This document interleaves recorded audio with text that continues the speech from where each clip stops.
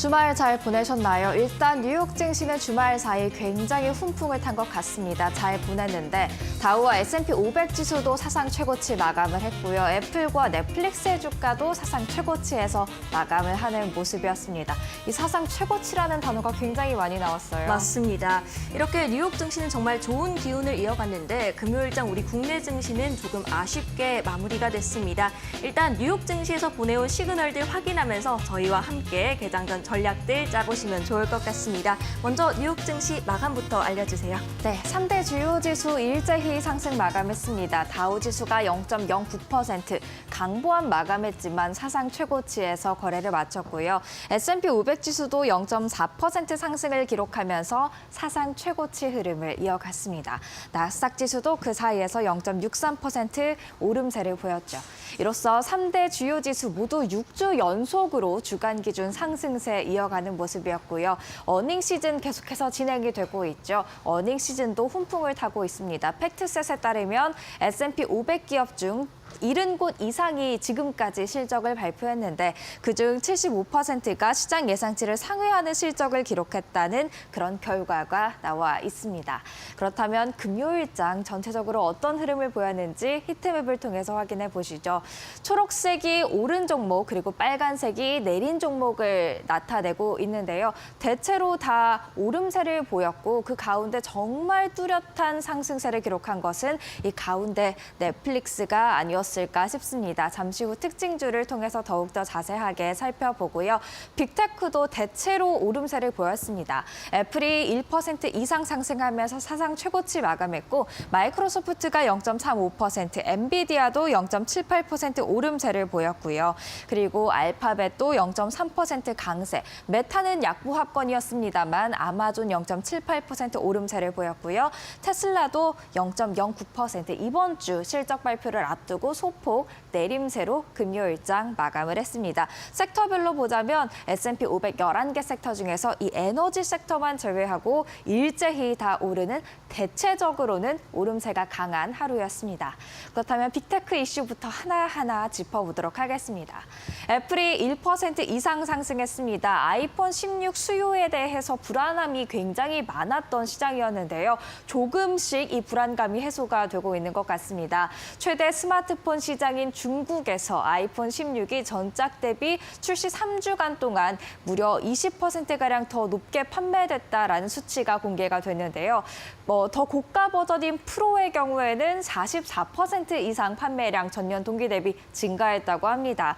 이에 따라서 카운터포인트라는 리서치 회사에서는 내년 교체 수요가 중국에서만 1억 대가 예상된다라는 이야기를 했는데요. 이 훈풍을 그대로 타게 된다면 아이폰 16에 대한 수요 불안감 잠재울 수 있을 것으로 보여집니다. 엔비디아도 지난 금요일 0.78% 오름세를 보였는데요. 뱅크 오브 아메리카는 지금 이 엔비디아가 속해 있는 전체 시장 4천억 달러 이상이 될 것으로 예상이 되는데 이 중에서 엔비디아가 80%에서 85%의 시장 점유율을 차지하고 있다. 그만큼 주가 추가 상승 여력이 있는데 지금으로부터 40%의 추가 상승 여력이 있다는 이야기를 전했습니다. 마지막으로 아마존 살펴보고자 합니다. 0.78% 엔비디아와 마찬가지로 상승률을 기록을 했는데요. 지금 적정 주가가 335달러로 현재 44% 저평가돼 있다는 이야기가 나와 있습니다. 이번 주 실적 발표를 앞두고 있죠. 과연 저평가에다가 또 실적 호조까지 기록하면 주가 더 오를 수 있을지 이번 주 지켜보시는 게 좋을 것 같습니다. 어닝 시즌도 계속해서 이어지고 있죠. 금요일장에서도 실적에 따라서 울고 웃은 종목들이 있는데요. 일단 넷플릭스 목요일 장 마감 후에 실적을 공개했습니다. 그리고 금요일장에서 11% 급등세를 기록하며 사상 최고치 마감에 나섰죠. 3분기 호실적 기록을 했고요. 여기서 추가 상승이 기대된다면서 목표 주가를 상향 조정하는 애널리스트들 대거 나타났습니다. 하지만 평균 목표 주가로 따지자면 지금 굉장히 많이 올라와 있는 상태이기 때문에 추가 상승 여력이 조금은 약할 수 있다는 점도 참고하시면 좋을 것 같습니다. 아메리칸 익스프레스는 3%가량 하락세를 기록했는데요. 매출의 예상치를 하회했지만 그래도 주당 순이익 EPS는 예상치를 상회하는 그런 모습이었습니다. 계속해서 미국에서 그래도 소비가 강하게 유지되고 있기 덕분에 카드사인 아메리칸 익스프레스의 실적 그래도 괜찮다라는 평가 받고 있습니다. 마지막으로 인튜이티브 서지컬입니다. 이름이 조금 어려운데요. 사진에서 보시는 바와 같이 의료용 로봇을 개발하고 있는 회사입니다. 10% 급등세를 보였는데 3분기 실적 호조를 기록했고요. 월가의 대체적인 평가를 들어보니까 강력 매수를 추천하고 있었습니다. 이번 주에도 많은 기업들이 또 실적을 발표하게 될 텐데 어떤 기업이 울고 웃을지 함께 지켜보시죠. 그리고 지금 어닝 시즌이 지나가면서 M7의 실적 발표일도 점점 다가오고 있습니다. 이번 주에는 두 곳이 발표하는데요. 일단 서학개미분들이 많이 보유하고 계신 테슬라 23일 날 현지 시간 기준 실적을 발표하게 되고요. 또 이번 주 아마존도 연달아서 실적을 공개하게 됩니다. 그 이후에 알파벳과 마이크로소프트, 메타, 애플까지 10월 말에 예정이 돼 있고요. 엔비디아는 11월 19일 날 실적 발표할 예정이니까요. 참고하시면 좋을 것 같습니다. 그리고 지금 주말이 지나면서 월요일이 다가오고 있는데 뉴욕 증시 월요일장에서 특히 주목할 종목 두 가지만 꼽아보겠습니다. 일단 보잉입니다. 금요일장에서는 소폭 약세로 마감했는데요. 토요일 날 소식이 전해졌습니다. 임금을 4년간 35% 인상하는 안으로 노사 간 잠정 이 파업을 종식시키기 위한 그런 협상이 타결됐다고 합니다. 파업이 종식될 경우 보잉에는 호재로 작용할 수 있기 때문에 월요일장 어떻게 반응할지 한번 주목을 해보셔야겠고요. 사우스웨스트 항공 일단 금요일장에서도 3% 가까운 상승률 기록했는데 블룸버그 통신의 보도 또 주말 사이에 나왔습니다. 엘리엇 지금 행동주의 투자자로 사우스웨스트에 굉장히 많은 압박을 가했던 그런 기관이 되겠는데요. 두 기관 간의 경영권 싸움을 피하기 위한 협의안이 논의 중이다라는 이야기 전해져 왔습니다. 과연 월요일장 주가에 호재로 작용할 수 있을지 계속해서 챙겨보시는 게 좋을 것 같습니다. 국채금리도 확인해 보시죠. 국채금리 최근에 많이 올라왔다가 그래도 조금씩 안정세를 찾고 있는 것 같습니다. 2년물이 3.95% 기록했고요. 10년물 4.083%를 기록했는데 소폭 내리긴 했습니다만 여전히 4.1%에 육박하는 상대적으로 꽤 높은 수준 유지하고 있습니다. 마지막으로 국제유가와 국제금값도 확인해 보시죠. 국제유가는 또다시 하락했습니다. 2% 이상 하락하면서 배럴당 70달러 선 아래로 내려갔는데요. 중국의 경제 성장률이 지금 2023년 초 이후 계속해서 둔화하고 있다라는 그런 이야기에 중국이 아무래도 대형 원유 수요, 원유를 사가는 국가이다 보니까 조금 수요 불안감에 하방 압력을 받은 것으로 보이고요. 또 경제뿐만이 아니라 중국에서 전기차 시장이 가속화되고 있는 점도 원유 수요에 분명 악재로 작용하고 있다라는 분석이 나오면서 추가적인 하방 압력을 받은 것으로 보여집니다. 국제 금값은 소폭 강세로 마감하면서 2,700달러 선을 돌파를 했습니다. 중동 지역의 지정학적 긴장감이 고조되고 있는 점, 미국 대선 불확실성, 그리고 통화 정책 완화 기대감이 계속해서 강화되고 있다는 점이 모두 다 금 가격 상승에 기여를 했습니다. 이렇게 지난주 금요일장 정리를 해봤고요. 일단 이번 주 시작하기 전에 금요일장 다시 한번 현지 연결해서 꼼꼼하게 정리해 보도록 하겠습니다. 김상윤 이데일리 뉴욕 특파원 연결돼 있습니다. 안녕하세요. 네, 김상윤 뉴욕 특파원입니다. 네, 지난주 다우와 S&P 500 지수가 사상 최고치에서 마감을 했습니다. 통상적으로 미국 대선을 앞두고는 좀 불확실성이 있다 보니까 크게 오르지 못하는 경향이 있는데 이번 연도는 조금은 다른 것 같습니다.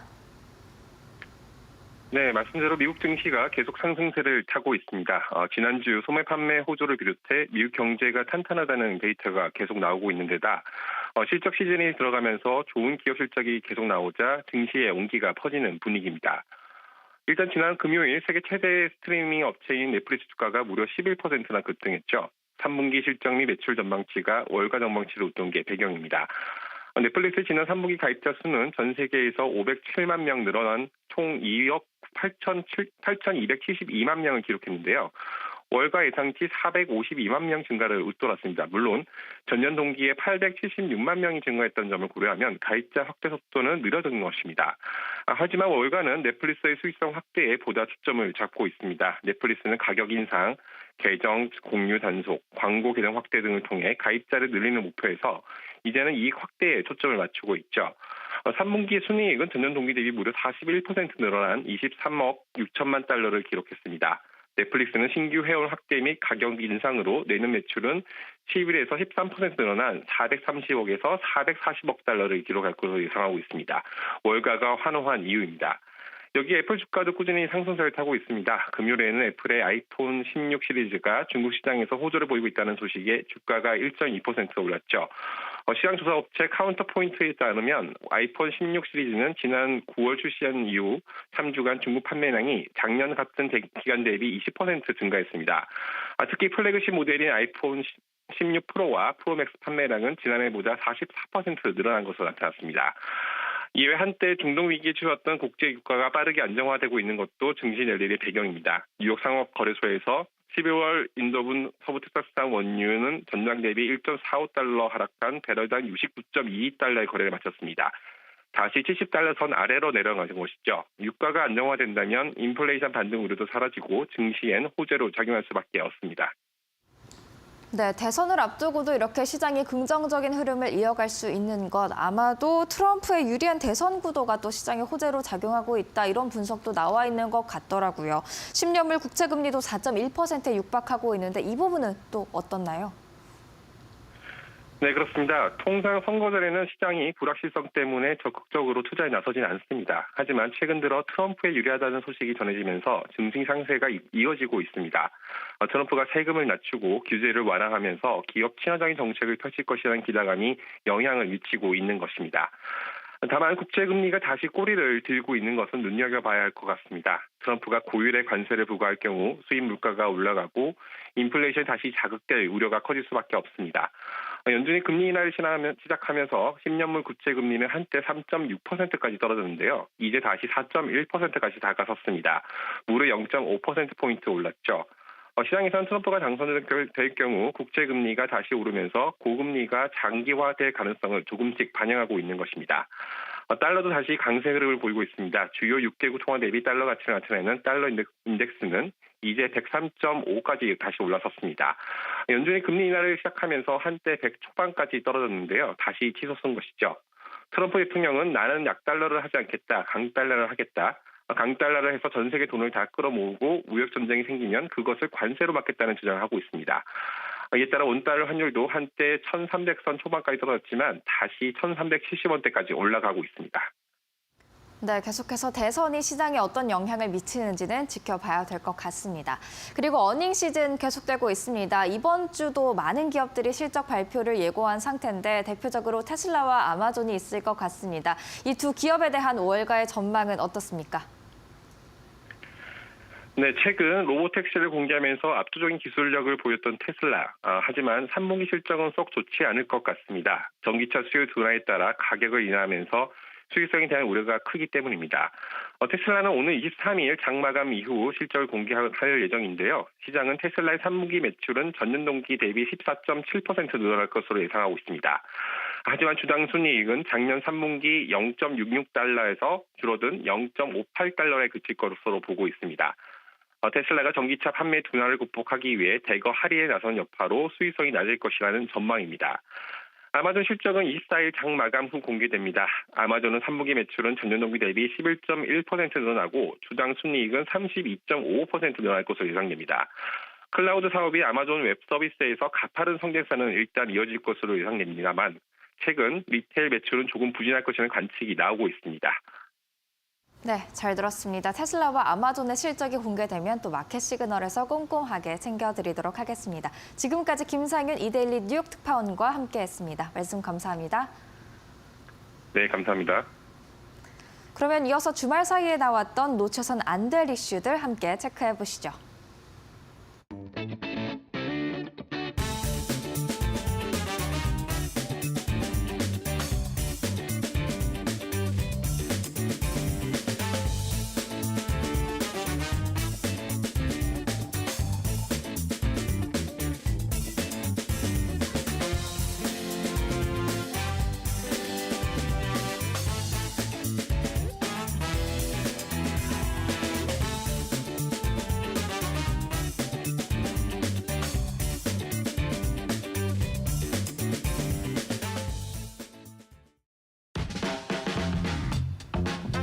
네, 주말 사이 주요 뉴스들을 확인하는 머스트노우 5 시간입니다.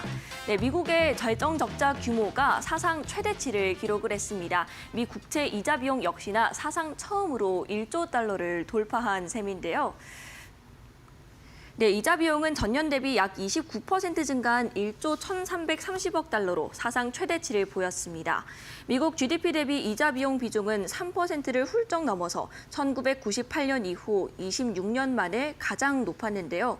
순이자 비용이 이 기간 연방 재정 수입에서 차지하는 비중은 18%로 미 국방부의 국방 지출을 추월했습니다. 최근 몇 년간 증가한 재정 적자가 국채 발행 증가로 이어진 가운데 연준이 인플레이션 대응으로 금리를 높인 게 연방 정부의 이자 부담으로 늘린 주요 원인으로 작용을 했습니다. 이제 내달 대선을 앞두고 있는데요. 카멀라 해리스 부통령과 그리고 트럼프 후보 간의 이 주요 의제로 이 문제를 다루지는 않을 상황입니다. 다만 이런 이자 부담이 지속적으로 늘어날 경우에는 향후 차기 정부에서 정책에 대한 폭이 줄어들 수도 있다는 우려가 나오고 있습니다. 네, 다음 소식 보겠습니다. 다음 소식은 보잉에 관련된 개별적인 소식으로 준비를 했는데요. 한 달여간 지속된 파업이 이제는 끝을 향해서 달려가고 있습니다. 네, 보잉 노조는 이제 35% 임금을 협상하는 안을 잠정 타결한 셈인데요. 전일 이제 보잉의 주가는 보잉은 임금 35%를 인상안을 잠정 타결하는 상황을 보였습니다. 네, 보잉 노조의 파업은 글로벌 금융위기였던 2008년 이후 16년 만의 일인데요. 잠정 타결안은 오는 23일 치러지는 찬반 투표를 거쳐 조합원 전체의 승인을 받아야 합니다. 파업이 철회돼도 중단된 생산 라인을 재가동하기 위해서는 기계공이 복귀한 후로도 몇 주가 걸릴 수도 있다고 월스트리트 저널은 보도했습니다. 이번 파업은 보잉은 매달 약 10억 달러의 손실을 입었는데요. 보잉은 파업 돌입으로 3분기 손실 확대폭이 커질 것으로 예상된다며 비용 절감을 위해 전체 직원의 10%인 17,000명을 감원할 계획이라고 밝혔습니다. 외에도 최대 250달러 주식이나 부채를 매각해 현금 유출을 막을 계획이라고 밝혔습니다. 네, 이어서 넷플릭스 관련된 소식도 함께 살펴보도록 하겠습니다. 넷플릭스는 2002년 상장 이후 역대 최고가를 기록을 했는데요. 그 배경에는 호실적을 전일 장 마감 이후 발표한 영향이 크게 작용을 했습니다. 그 이후로도 이제 밝은 전망까지 함께 확인을 할 수 있었는데요. 넷플릭스는 전장보다 11.09% 오른 763.89달러의 장을 마감했습니다. 올해 들어 이날까지 57% 상승한 셈이고요. 코로나19 시기 폭발적으로 구독자를 늘렸다가 성장 둔화 우려에 주가가 폭락한 2022년 5월 초순 180달러 선과 비교했을 때 4배 이상 올랐습니다. 넷플릭스는 지난 3분기 실적을 발표하며 가입자 수와 매출, 순이익에서 시장 예상치보다 높은 수치를 모두 보고했습니다. 특히 3분기 가입자 수는 전분기보다 507만 명 늘어난 2억 8,272만 명으로 컨센서스를 소폭 상회했습니다. 네, 올해 4분기 매출 역시나 낙관적인 전망을 내놓은 상황인데요. 월가의 긍정적인 평가도 함께 잇따르고 있습니다. 뱅크 오브 아메리카는 넷플릭스의 목표 주가를 740달러에서 800달러로 올려잡았고 JP모건 역시나 목표 주가를 기존 750달러에서 850달러로 상향 조정했습니다. 네, 이제는 중국 쪽으로 소식을 이어가도록 하겠습니다. 인민은행이 지속적으로 경기 부양책을 내놓고 있는 상황인데요. 이번에는 LPR 관련된 이야기를 했습니다. 오늘 LPR이 최종 공개가 되는데 이미 지난 금요일이죠. 18일에 0.2%에서 0.25%포인트를 인하할 것으로 예상된다고 밝혔습니다. 네, 자세한 내용도 함께 살펴보시죠. 중국의 3분기 경제 성장률은 4.6%에 그치며 연 5% 성장률을 달성하기 위해 인민은행은 총력을 다할 것으로 밝혔습니다. 부동산 침체, 물가도 낮은 흐름을 보이고 수출마저 둔화세를 기록했기 때문인데요. 판군성 인민은행 총재는 오늘 시중은행들이 예금금리 인하를 발표함에 따라 21일 발표될 대출 우대 금리도 0.2에서 0.25% 하락할 것이라고 예상했습니다. 인민은행은 앞서 지난달 24일 지급진비율 인하, 정책금리 인하, 기존 주담대 금리 인하 등의 정책을 발표했고 이후 순차적으로 조치가 이루어졌습니다. 마지막 연결고리인 LPR까지 낮추게 된다면 사실상 대부분의 금리 인하 조치가 이루어지게 되는 셈인데요. 이와 함께 판행장은 지급 준비율 인하를 고려하고 있다는 점도 함께 언급을 했습니다. 그는 시장 유동성 상황에 따라 올해 말 이전에 적절한 시기에 지급 준비율을 인하하는 방안을 검토하고 있다고 밝혔는데요. 중국은 지난 9월 27일에도 이미 지급 준비율을 0.5%포인트 인하한 바가 있습니다. 네, 마지막으로 대선 관련된 소식으로 넘어가도록 하겠습니다. 트럼프가 드디어 전국의 여론조사에서 역전을 했습니다. 반면 해릭스는 흑인 지지 회복세를 보이면서 막판 승부수를 던지고 있는 상황인데요. 이에 따라 금융시장에서는 이 트럼프 트레이드가 다시 한번 들썩이고 있습니다. 미국 대선까지 이제 2주여간밖에 남지 않았습니다. 이에 따라 해리스는 최근 트럼프 추격을 허용한 경합주 미시간을 서둘러 찾아가 강행군을 이어갔는데요. 미국 헌법을 무시하는 사람은 다시는 대통령 직인 뒤에 서는 특권을 가져서는 안 됩니다라며 더 강한 어조로 트럼프의 재집권을 막아야 한다고 강조했습니다. 트럼프 역시 미시간에 방문해 공항에서부터 해리스의 이민 정책을 맹비난했습니다. 이에 따라 비트코인이 1억 달러 돌파를 목전에 두는 등 글로벌 자산 시장에서는 트럼프 트레이드가 다시 한번 큰 폭으로 오르내리고 있는데요. 트럼프 전 대통령이 뒷심과 상승세로 경합주에서 앞서가는 한편 해리스 부통령 역시나 흑인 지지세를 보이며 막판 승부수를 던지고 있습니다. 네, 지금까지 머스트노우 5 전해드렸습니다.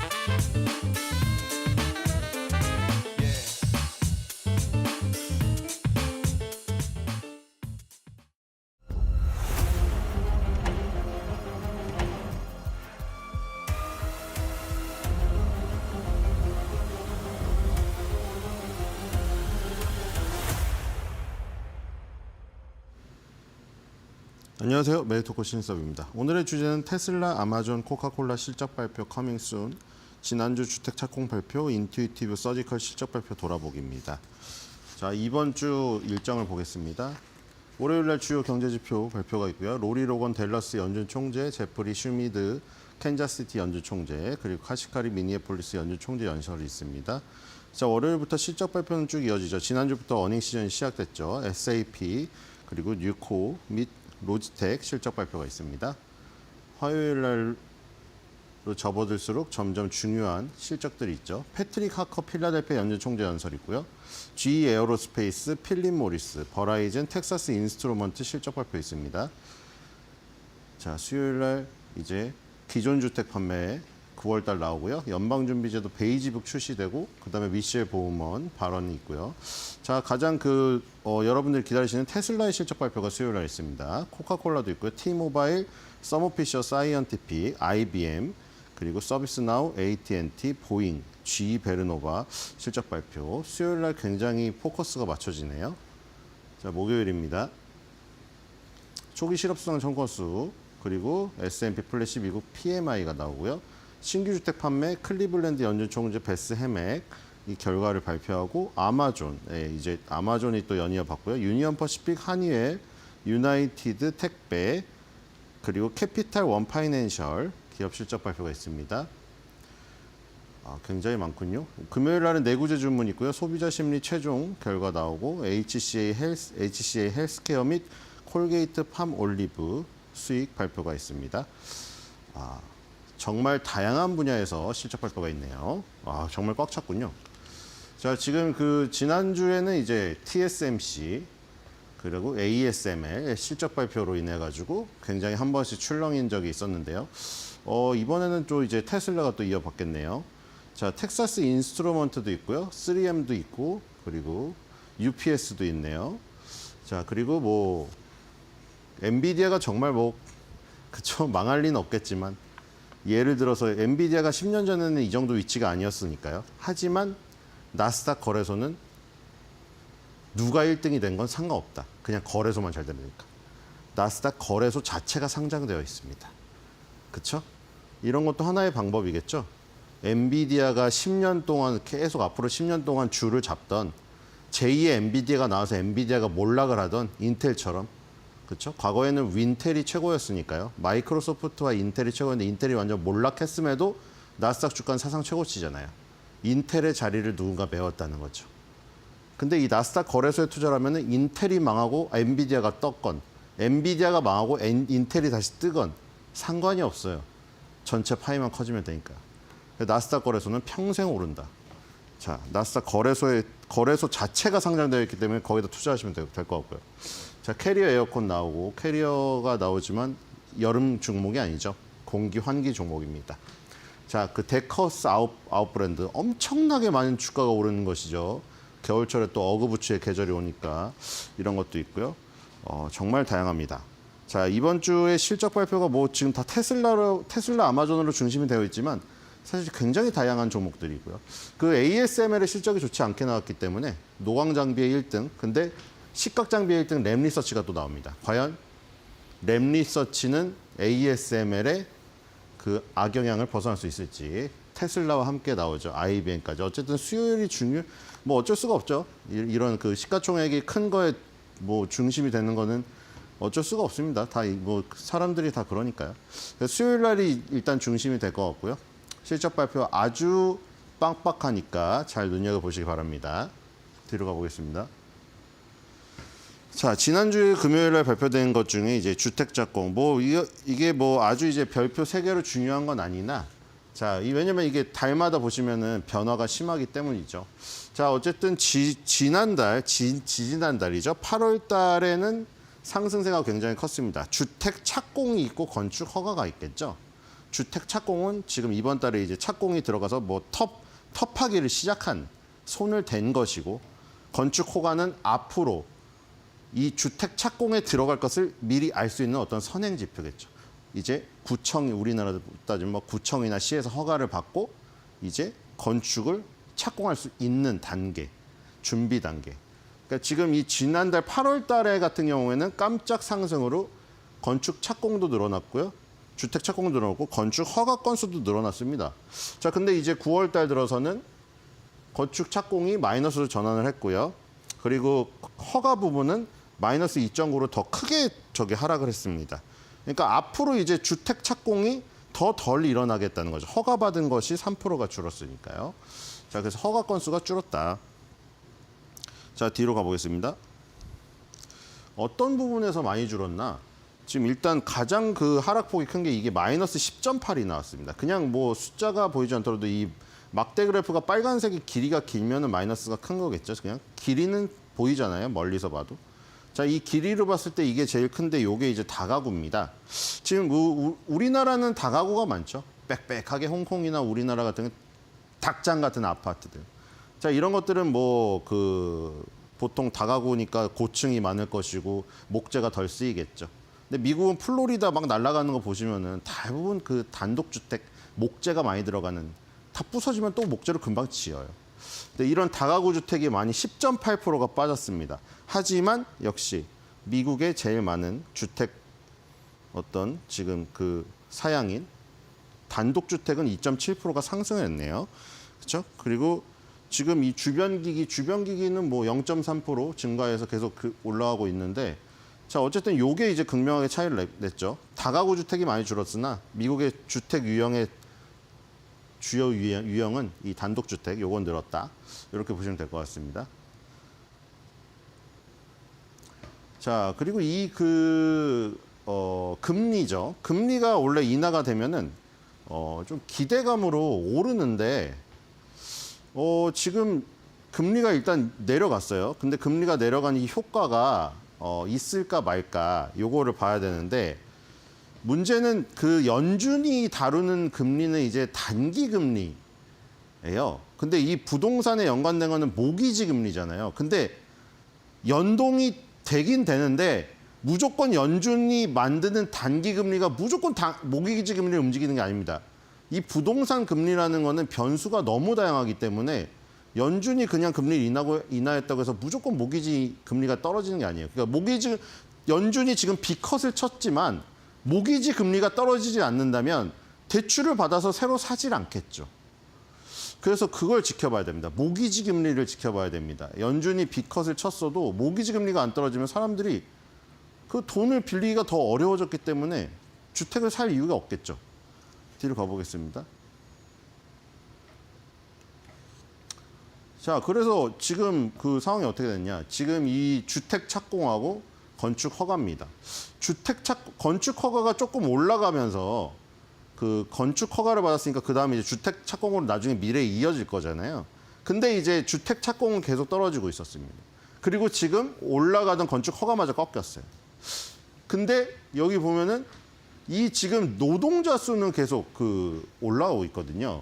이 건축의 노동자 수. 그래서 일자리가 이제 계속 좋다. 일자리가 계속 좋다.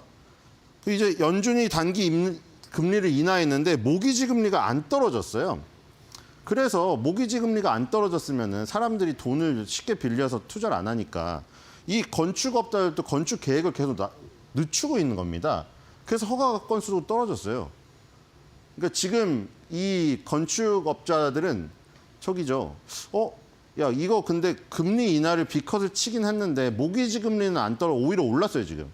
모기지 대출 금리가 올라버려가지고 사람들이 집을 안 샀는데? 야, 그럼 우리가 지금 허가를 받아서 착공하면은 빈집 아니야, 이거. 분양이 안 돼. 안 팔려, 그리고. 그래가지고 지금 허가 건수가 떨어지고 있는 상황입니다. 그래서 이제 뭐 연준이 더 B컷을 치든 뭐 베이비컷을 치든 어쨌든 그거 쳐서 내려가든 뭐 다른 변수로 내려가든 모기지 대출 금리가 내려갈 것을 바라고 있다. 지금 이런 상황입니다. 뒤로 가보겠습니다. 자, 그리고 지난주에 그 ASML하고 TSMC, 뭐 ASML은 급락하고 TSMC는 급등했잖아요. 근데 우리나라는 아무 영향이 없었고, 그렇죠? TSMC가 급등하든 말든 영향이 없어요. 우리랑 TSMC가 틀리기 때문에. 자, 인투이티브 서지컬이 10.21% 급등했거든요. 자, 실적을 보겠습니다. 자, 매출이 17%가 늘었어요. 2.04 빌리언 달러가 나왔고요. 순이익은 36% 증가한 565.1 밀리언 달러. 진짜 좋네요. 주당 순이익이 EPS가 34% 증가해서 1.56 나오고 그 일회성 비용을 제거하자 주당 순이익이 더 올라갔습니다. 1.84로 전년 동기 대비 26% 증가한 수치고요. 62% 역시 62%를 차지하는 게 지금 의료기기인데 이 다빈치 로봇으로 유명하잖아요. 이게 다빈치 5가 지금 이제 활약을 하고 있는데 이거 못 이길 것 같아요. 지금 뭐 우리 대형 병원 안 가는 게 제일 좋지만 뭐 대학병원 큰데 5대 대학병원 가면은 다 무슨 다빈치 수술 몇 건 했느니가 약간 그 의사의 의사나 병원에 그런 걸로 내세워서 여기 플랜카드도 걸려 있고 하잖아요. 그러니까 뭐 주변에 동네 사람들을 다 사이보그로 만들면 안 되지만 다빈치 로봇을 통해 가지고 예전처럼 그렇게 이제 흉터가 필요가 없죠. 예전에는 이제 예를 들어 배를 갈라서 나중에 흉터를 제거해야 됐다면 요즘에 복강경이라고 지금 뭐 보이지도 않는 그 조그만 구멍 뚫어서 로봇이 수술하기 때문에 의사가 아무리 나이가 들어가지고 팔이 좀 수전증이 오거나 체력이 떨어져서 흔들려도 상관이 없어요. 로봇이 알아서 좌표를 다 찍고 하기 때문에. 다빈치 수술 로봇은 굉장히 계속해서 지금 유용성이 올라갈 것 같고요.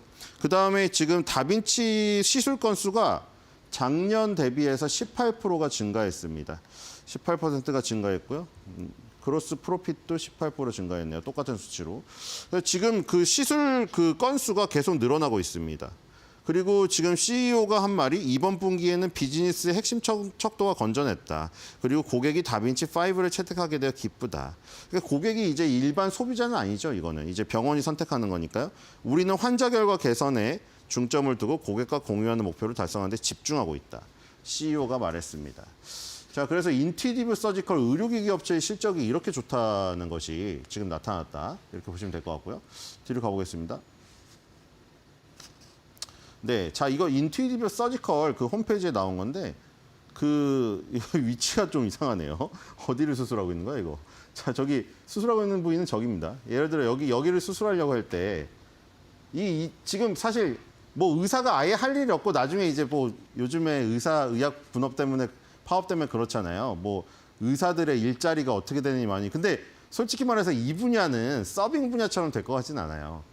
지금 뭐 햄버거 집도 그렇고 피자 집도 그렇고 솔직히 말해서 저거 로봇이 주 아니야 이런 정도잖아요. 로봇이 주고 약간 인간이 보조하는 느낌이죠. 근데 의료 현장만은 아무리 생각해봐도 이게 로봇이 들어간다고 한들 주가 바뀔 것 같지는 않습니다. 일단 의사가 주가 되고 보조가 저기지 지금 약간 저기 전도됐어요. 다른 분야 벌써 서비스 분야 같은 경우에 침투율이 너무 높아요. 거의 대체할 정도거든요. 근데 지금 여기 같은 경우는 아까 전에 말했듯이 아무리 뭐 의사가 손이 흔들리고 뭐 그런다고 하더라도 주가 바뀔 것 같지는 않은데 지금보다는 분명히 이 지금 로봇의 그 점유율이 높아질 것 같습니다. 어쨌든 인투이티브 서지컬이 대표적으로 다빈치 로봇 수술을 만든 회사고 계속해서 그 시술 건수가 올라가고 있기 때문에 이런 그 어떤 집중적인 그 어려운 수술 같은 경우에 로봇이 집도해서 할 수가 있다. 그러니까 집도를 하는 게 로봇이죠. 로봇이 집도를 하게 됩니다. 그래서 지금 요것을 보시면서 앞으로의 그 세계를 보시면 될 것 같고요. 테슬라의 실적 발표도 있지만 테슬라가 이제 로봇 택시를 내놨잖아요. 그 로봇 택시를 내놔서 주가가 급락을 했어요. 근데 그것만 보면 지금 대단하더라고요. 거기 보면 옵티머스가 막 서빙하고 있고 이전에 옆에서 옵티머스를 막 만지고 있고. 그래서 지금 옵티머스를 뿐만 아니라 로봇 택시까지 같이 나와가지고 테슬라 같은 경우가 이제 뭐 로봇의 어떤 대명사가 됐는데 글쎄요. 제가 보기에는 저는 개인적으로는 그 테슬라의 어떤 로봇 택시가 아직은 조금 무르익지 않았다고 생각이 되거든요. 그래서 그 급락을 한 이유도 약간 그 기대감에 못 미쳐서 그런 거일 수도 있어요. 근데 자율주행 기술 보면 대단하긴 하더라고요. 그래서 앞으로는 더 발전할 것 같고 그리고 서비스 쪽에서는 앞으로 이게 가속화되면 가속화될지 멈출 것 같지가 않습니다. F&B라고 하죠. 푸드 앤 베버리지 부분에서는 이미 로봇이 점령을 했습니다. 그래서 어떻게 보면 가장 진입장벽이 낮은 곳에서 그러니까 진입장벽이 낮다고 표현하면 그런데 어쨌든 그 의사의 의료 영역은 가장 공부를 많이 하고 가장 똑똑한 분야잖아요. 이 로봇들이 침투하는 것을 솔직히 약간 자존심도 있을 것 같아요. 감히 로봇이 우리를 솔직히 지금 변호사나 이런 쪽은 그 언론에도 나왔잖아요. 50만 원짜리가 나왔는데 물론 그거 덥석 주면 큰일 납니다. 50만 원짜리가 너무 경쟁이 치열하니까 이 지금 제도 자체가 틀리잖아요. 거기는 이제 법대를 간다고 뭐 그 과정이 있는 것도 아니고 법대를 간다고 변호사 검사가 되는 것도 아니잖아요. 그렇죠? 근데 이건 의대를 안 가면 의사가 되지 못하는 지금 상황이니까. 그래서 저렇게 만약에 의대 정원 3,000명을 늘려버리면은 지금 굉장히 의사들 입장에서 문제가 지금 큰 거죠. 왜냐면 여러 가지가 걸려 있잖아요. 그렇기 때문에 이 분야 같은 경우는 가장 늦게 될 것 같습니다. 그래서 우리나라 루니, 뷰노 이런 것도 딥노이드 이런 회사들도 침투해서 도와주는 거죠. 그러니까 같이 의사랑 이 AI랑 합쳤을 때 의사랑 의사 군을 나눴을 때 의사 2명이 들어갈 때랑 의사랑 AI가 들어갈 때랑 의사 혼자 들어갈 때랑 셋 중에 누가 제일 확률이 높을까요? 의사랑 AI가 들어갈 때. 그러니까 지금 그렇게 연구 결과가 나왔거든요. 그러니까 이건 뭐를 얘기하는 거면 의사 1명보다는 2명이 낫고 의사 2명보다도 나아요. 그러니까 의사랑 AI가 같이 들어갔을 때 시너지가 크다는 거죠. 하지만 AI 혼자 들어갈 수는 없다는 거죠. 그러니까 의사가 혼자 들어갈 수는 있는데 AI가 혼자 들어갈 수는 없는 거예요. 그러니까 지금 의사가 들어간 가운데 AI가 도와주는 거죠. 그게 최고의 시너지를 냈습니다. 그렇기 때문에 앞으로 뭐 이제 뭐 그 F&B나 이런 것처럼 야 직원 어디 가서 직원 이거 기계 못 하겠느냐? 직원 찾는 그런 일은 의사 찾는 그런 일은 없어요. 물론 파업 때문에 지금 없어갖고 찾지만 일상적인 상황이라면 아 의사 어디 갔어? 이런 일은 없어요. 그러니까 의사가 있고 옆에서 보조를 하는 거죠. 의사가 못한 부분을 채워주는 거죠. 아무리 뛰어난 전문이라도 실수를 할 수가 있거든요. 영상 판독을 할 때 실수를 할 수가 있어요. 놓칠 수가 있는 부분을 AI가 찾아주는 거죠. 그런 부분에서. 그러니까 솔직히 지금 결과로 말해서 못 찾는 부분을 찾았기 때문에 더 우월하다고 할 수도 있어요. 왜냐하면 초기에 암을 발견할 수 있었는데 의사가 그 영상 판독을 놓쳐버린 거예요. 그거를 AI가 잡아내는 거죠. 근데 만약에 그렇게 얘기하면 또 저기 은우님들 자존심이 상하니까 아니 그거 하나 못 잡아내요? AI가 잡아냈는데 시간도 훨씬 빠르고. 근데 그렇게 해버리면은 그쵸. 완전 저기 터미네이터에서 나오는 그 로봇과 저기 인간의 싸움이 돼버리는 거고. 어쨌든 가장 이제 시너지를 낼 수 있고 부가가치가 높은 곳이, 그렇죠? 부가가치를 뭐 모든 걸 따지긴 그렇지만 사실 생명을 살리는 곳이기 때문에 부가가치가 가장 크다고 보면은 AI가 지금 들어와서 활약할 수 있는 부분이 의료 현장이 가장 크다, 이렇게 볼 수가 있겠습니다. 자, 그래서 이 지금 그 아까 전에 인투이티브 서지컬 CEO가 말한 것 중에 이런 게 있었습니다. 지금 환자 결과 개선에 중점을 두고 고객과 공유하는 목표를 달성하는 데 집중하고 있다고 했거든요. 그러니까 이제 다빈치 5 이후에 계속 나올 텐데 우리는 환자 결과 개선에만 중점을 두면은 고객은 알아서 선택할 거라는 자신감도 지금 있는 것 같아요. 그래서 인투이티브 서지컬 다음 분기 실적도 기대가 되고요.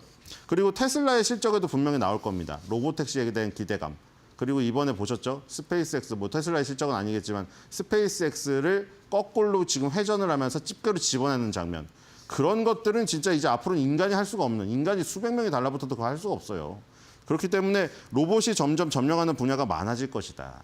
그래서 로봇 의료기기, 그리고 로봇택시, 로봇이 들어오는 분야, 시너지를 낼 수 있는 이런 회사들, 이런 데 관심을 가졌으면 좋겠습니다.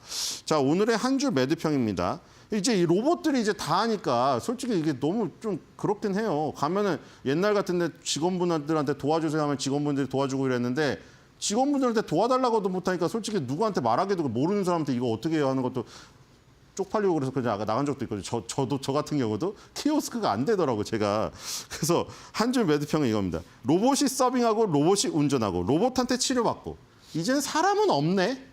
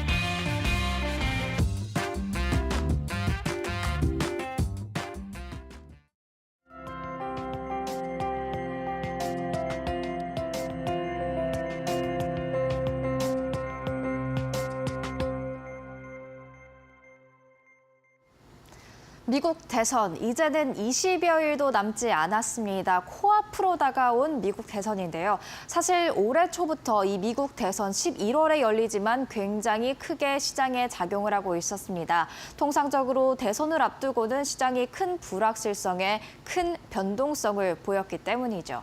그렇기 때문에 지금까지 변동성에 주의하면서 시장 달려왔는데요. 이제 20일도 채 남지 않은 미국 대선을 앞두고 시장은 어떻게 움직이고 있을까요? 특히 해리스 현재 부통령이자 민주당 대선 후보, 그리고 도널드 트럼프 전 대통령이자 공화당 대선 후보 간의 초박빙 대결이 이어지고 있는 만큼 참 가늠하기가 힘든 것 같은데, 지금 초박빙이지만 경합주에서마저도 초박빙이라고 합니다.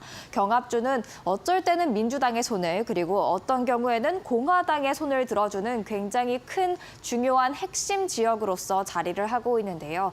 이 경합주에서 월스트리트저널이 질문을 했습니다. 만약에 대선이 오늘 열린다면 누구에게 투표하시겠습니까? 기타 후보까지 다 포함했을 경우 이렇게 6개, 7개의 경합주에서 트럼프, 해리스 굉장히 초박빙의 승부를 벌이고 있다는 것을 알 수가 있었습니다. 지금 해리스가 우위를 보이고 있는 곳은요, 총 4개 지역이 되겠고요. 그리고 나머지 지역에서는 트럼프 전 대통령이 우위를 보이고 있는 상황인데요. 사실 우위라고 하기도 조금은 어려운 것이 포인트가 2%포인트, 1%포인트 최대 승부처 중 한 곳이 지금 트럼프 전 대통령이 5%포인트 앞서고 있어서 포인트 차가 그렇게 크지는 않은 것 같습니다. 그렇기 때문에 초박빙이라고 볼 수가 있겠는데 만약에 기타 후보를 제외시키게 된다면 어떻게 될지 월스트리트저널이 또 질문을 했는데요. 다음 차트를 함께 보시면 여기서도 초박빙이다라는 것을 알 수가 있었습니다. 간격이 더 넓어진 것 같기는 하지만 포인트 차이를 보시면요. 역시나 마찬가지로 2%포인트, 2%포인트 동률인 곳도 있고요. 그리고 역시나 마찬가지로 네바다주에서는 트럼프가 앞서고 있는데 6%포인트 앞서고 있습니다. 그러니까 네바다주를 좀 제외하고는 대체로 다 경합주에서 지금 계속해서 초박빙 승부를 벌이고 있는 해리스 부통령과 트럼프 전 대통령이 되겠습니다. 이렇기 때문에 시장도 어느 쪽에 베팅을 할지 굉장히 난감하지 않을까 싶은데요. 지금 트럼프와 해리스의 정책은 굉장히 극과 극으로 나뉘어져 있습니다. 그렇기 때문에 이런 정책을 기반으로 우리가 시장을 통해서 지금 시장은 어느 쪽에 더 우위를 점하고 있는지 살펴볼 수 있을 것 같습니다.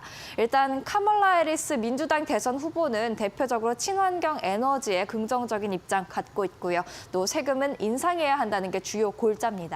반대로 트럼프 전 대통령은 전통적인 에너지 석유를 더 좋아하고요. 그리고 세금 인하를 강력하게 주장을 하고 있죠. 이렇기 때문에 트럼프 전 대통령의 경우 더 친기업적인 성향의 정책들을 펼 것이다라는 게 지금 대표 중론이 되겠는데요. 이에 따라서 시장도 함께 움직이는 것을 확인할 수가 있었습니다. 일단 코멘트부터 함께 보실까요? 보통 대선 연도에는 시장이 주저하다가 대선 이후에 강세를 보이는데 지금은 반대로 가고 있다. 아웃퍼폼은 친기업적 성향의 트럼프 전 대통령의 승리를 예측하고 있는 것이기 때문이다라는 코멘트가 나와 있습니다. 이를 증명이라도 하듯 3대 주요 지수 연중 차트 함께 보고 계신데요. 흔들림이 있기는 했습니다만 지금 9월 그리고 10월 들어서 계속해서 상승 추세 이어가고 있는 것을 확인을 할 수가 있고요. 그리고 다우와 S&P 500 지수 최근에 계속해서 사상 최고치 흐름 나타내고 있습니다. 이러한 시장 상승세 아웃퍼폼은 친기업적 성향의 트럼프 전 대통령의 승리가 지금 예측되고 있기 때문이다라는 게 바로 존 롭 윌리엄스 세이지 어드바이저리의 수석 투자 전략가의 코멘트가 되겠습니다. 그렇다면 다른 시장 흐름으로 봤을 때도 트럼프 전 대통령이 우위를 점하고 있는 것일까요? 유명한 베팅 사이트죠. 폴리마켓을 한번 보시죠. 10월 들어서 정말 급격하게 갈려지는 것을 확인할 수가 있겠습니다. 트럼프 전 대통령이 승리할 것 같다라는 베팅이 굉장히 강해진 반면 해리스 부통령의 승리 예측 가능성은 굉장히 낮아진 것을 확인을 할 수가 있죠. 10월 들어서 이렇게 극명하게 갈렸다라는 부분에서 시장이 더욱더 트럼프 전 대통령의 승리를 예상하고 있다 생각해 볼 수가 있겠는데요. 사실 여기에는 약간의 허점은 있는 게 폴리마켓은 미국인들의 경우 접근할 수가 없는 그런 사이트가 되겠습니다. 그러니까 미국인 외에 다른 국적의 사람들이 이렇게 베팅하고 있다는 점에서 실제로 미국인들이 어떻게 생각하는지를 100% 다 반영하진 못했을 수도 있고요. 그리고 이전까지는 좀 비등비등한 흐름을 보이다가 10월 들어서 가파르게 갈렸다라는 점에서 작전 세력이 있는 것 아니냐라는 그런 의구심까지 들고 있어서 100% 믿을 수는 없겠지만 일단 베팅 사이트 폴리마켓에서는 트럼프 전 대통령의 승리를 예측하고 있는 것 같습니다. 그래서 불안할 수 있는 만큼 다른 지표들도 좀 보려고 합니다. 트럼프의 미디어 앤 테크놀로지, 트럼프 전 대통령이 만든 SNS의 모회사가 되겠는데요. 연초에는 좀 상승세를 보였다가 하락세를 탔다가 최근 들어서 10월 들어서 또다시 강한 상승세를 나타내고 있죠. 이 역시도 트럼프 전 대통령의 대선 승리 가능성을 좀 강하게 예상하고 상승세를 10월 들어서 탄 게 아닌가 생각을 생각을 해볼 수가 있겠습니다. 그러니까 경합주에서 지금 설문조사 자체로는 굉장히 초박빙의 승부가 이어지고 있다고 하지만 시장은 이미 트럼프 전 대통령의 승리 가능성을 굉장히 크게 점치고 있다. 이렇게 생각을 해볼 수가 있겠죠. 그리고 트럼프 전 대통령은 본인 스스로가 비트코인 대통령이다. 이런 이야기를 하는 경우도 있었는데요. 이에 따라서 비트코인 추이도 트럼프 전 대통령의 승리 가능성을 예측하는 데 굉장히 좋은 지표가 될 것 같아서 지금 핀비즈 맵을 가져와 봤습니다. ETF 핀비즈 맵이 되겠습니다. 지금 노란색으로 네모박스 쳐놓은 곳이 비트코인 관련된 ETF들이 모여 있는 곳인데요. 일단 3개월 전 히트맵 한번 보시죠. 3개월 전까지만 하더라도 기타 다른 ETF들이 더 잘 나갔습니다. 상대적으로 비트코인 ETF는 굉장히 부진한 흐름, 심지어 하락세를 보이기도 했었죠. 하지만 1개월 후로 가볼까요? 1개월 동안의 수익률을 보시면요. 비트코인 ETF 수익률이 점차 올라오기 시작합니다. 최근 일주일도 보시죠. 다른 좀 흔들림이 있거나 수익률이 좀 지지부진한 ETF들 사이에서 비트코인 ETF 또 강한 상승세를 보였고요. 금요일장 하루를 놓고 보실까요? 금요일장에서도 비트코인 ETF의 수익률이 굉장히 크다는 것을 알 수가 있었습니다. 그러니까 3개월 기준으로 보면 ETF, 비트코인 ETF의 수익률이 조금은 부진하거나 오히려 하락하는 경우도 있었지만 최근 들어서 다시 상승세를 타면서 ETF 시장에서도 비트코인의 두각이 드러나고 있다는 것을 알 수가 있는 것이죠. 이 말인즉슨 또 시장, 비트코인 상승으로 트럼프 전 대통령의 대선 승리 가능성을 예측하고 있다. 이렇게 볼 수 있을 것 같습니다. 그런데 혹여나 트럼프 전 대통령이 대선에 당선이 안 될 가능성도 있기 때문에 나는 이 대선 불확실성에 휘둘리지 않고 조금은 안정적으로 투자하고 싶다라고 한다면 UBS는 유틸리티와 금융을 주목해보는 것이 좋다라는 이야기를 했습니다. 일단 유틸리티, 경제 환경이 어떻든지 안정적인 수익을 기록하고 또 전통적으로 방어주의이기도 하다. AI로 인한 에너지 수요 증가에 따른 수혜도 기대할 수 있다라면서 긍정적인 흐름을 나타냈고요.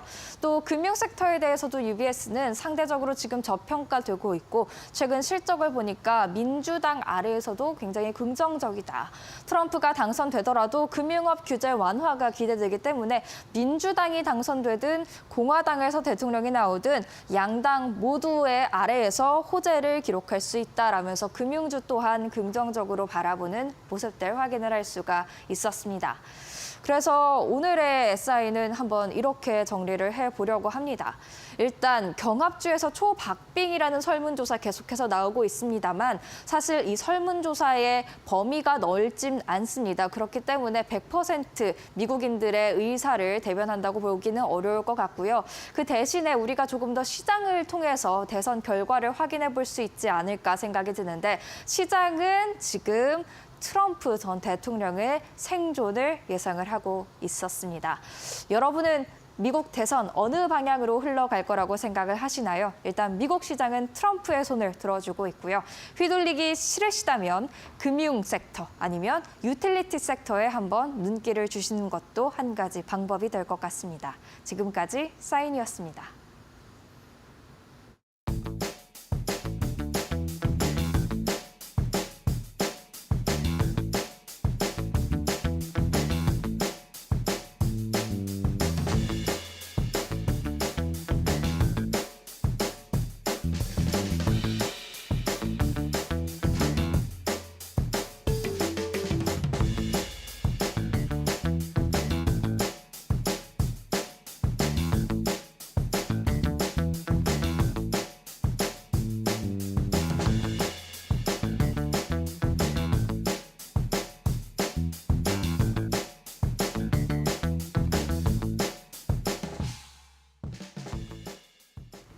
네, 앞서서 글로벌 증시는 계속해서 사상 최고가라는 행진을 이어가고 있는데요. 우리 글로벌 증시는 어떻게 마무리가 됐을까요? 저와 함께 금요일장 마감 상황 짚어보도록 하겠습니다.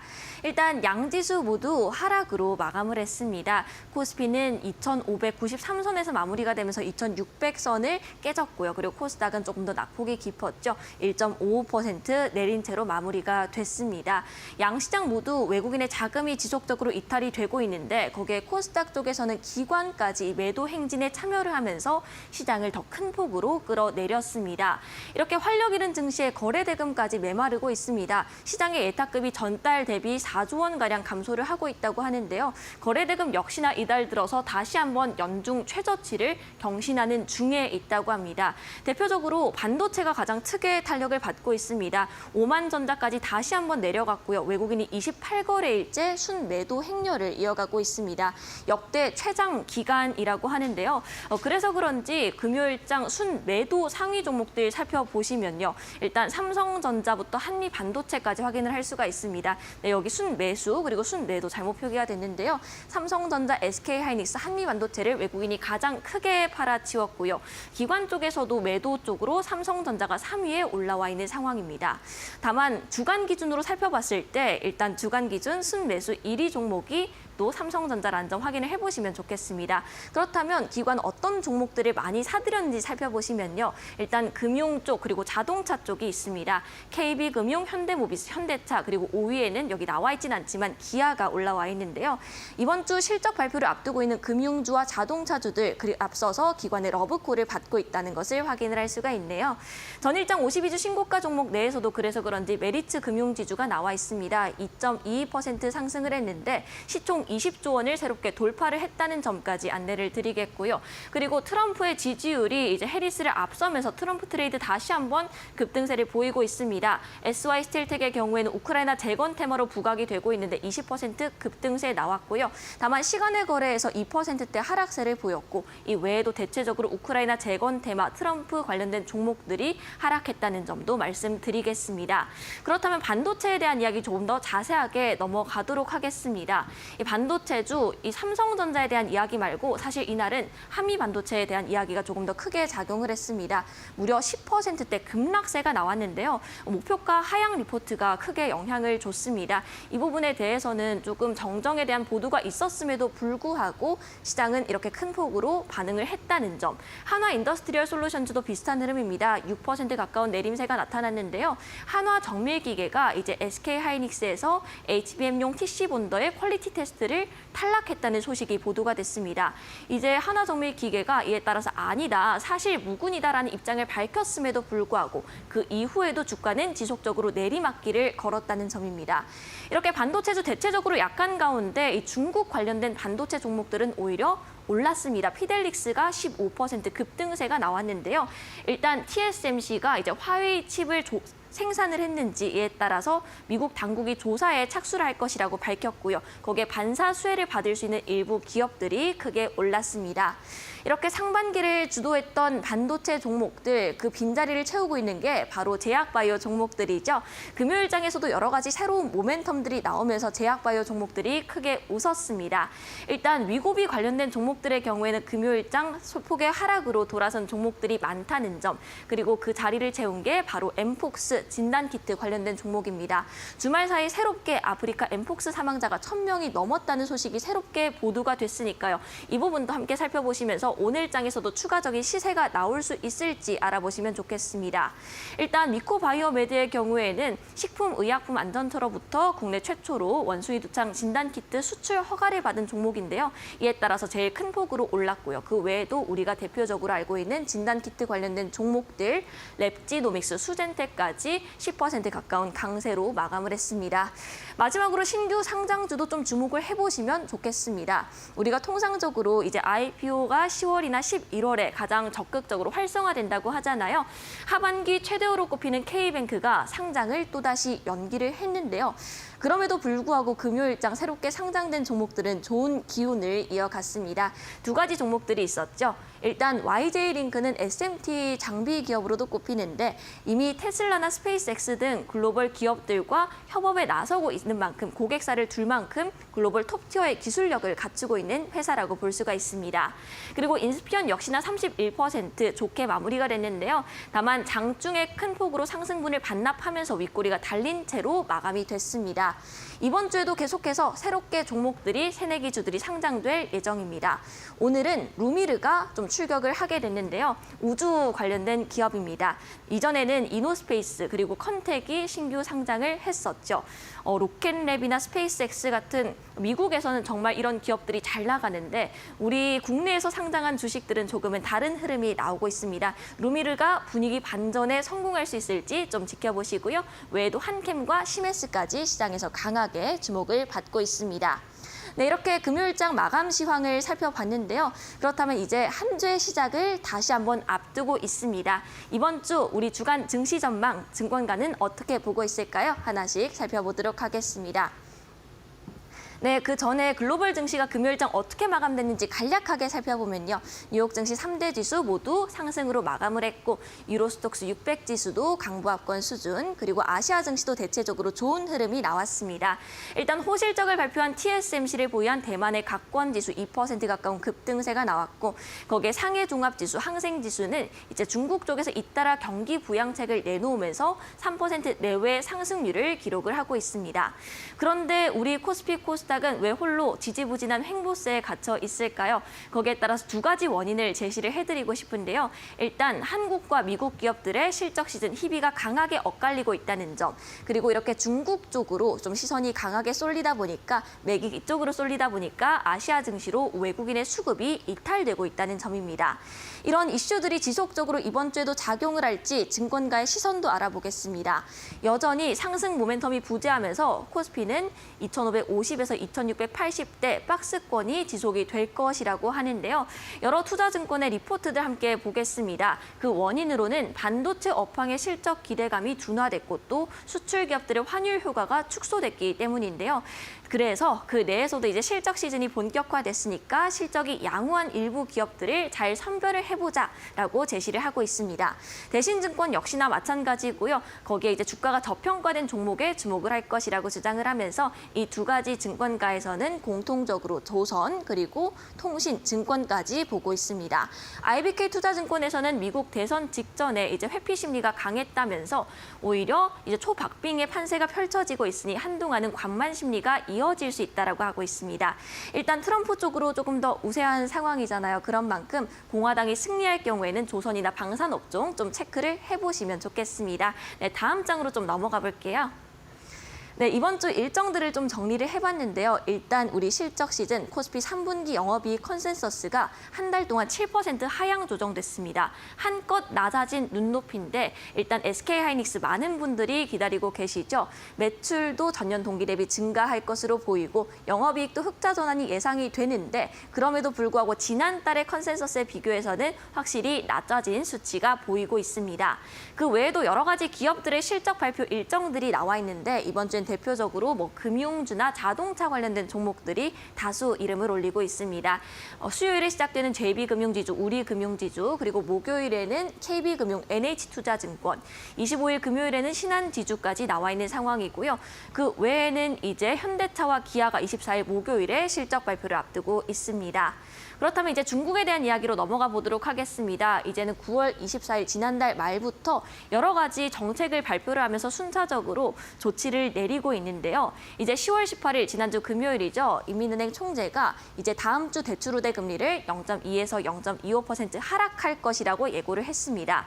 오늘 오전 10시에 발표가 되죠. 이 예고한 상황대로 실제로 흘러갈지 좀 체크를 해보셔야겠고요. 그리고 연말 전 지급 중비율을 0.2에서 0.5% 추가 인하를 할 것으로 예상된다라는 부분까지 알아두시면 되겠습니다. 네, 다음 장으로 넘어가 보도록 하겠습니다.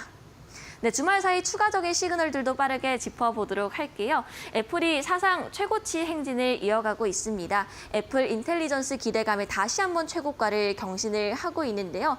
일단 이번에는 아이폰 16의 판매 호조가 크게 영향을 미쳤습니다.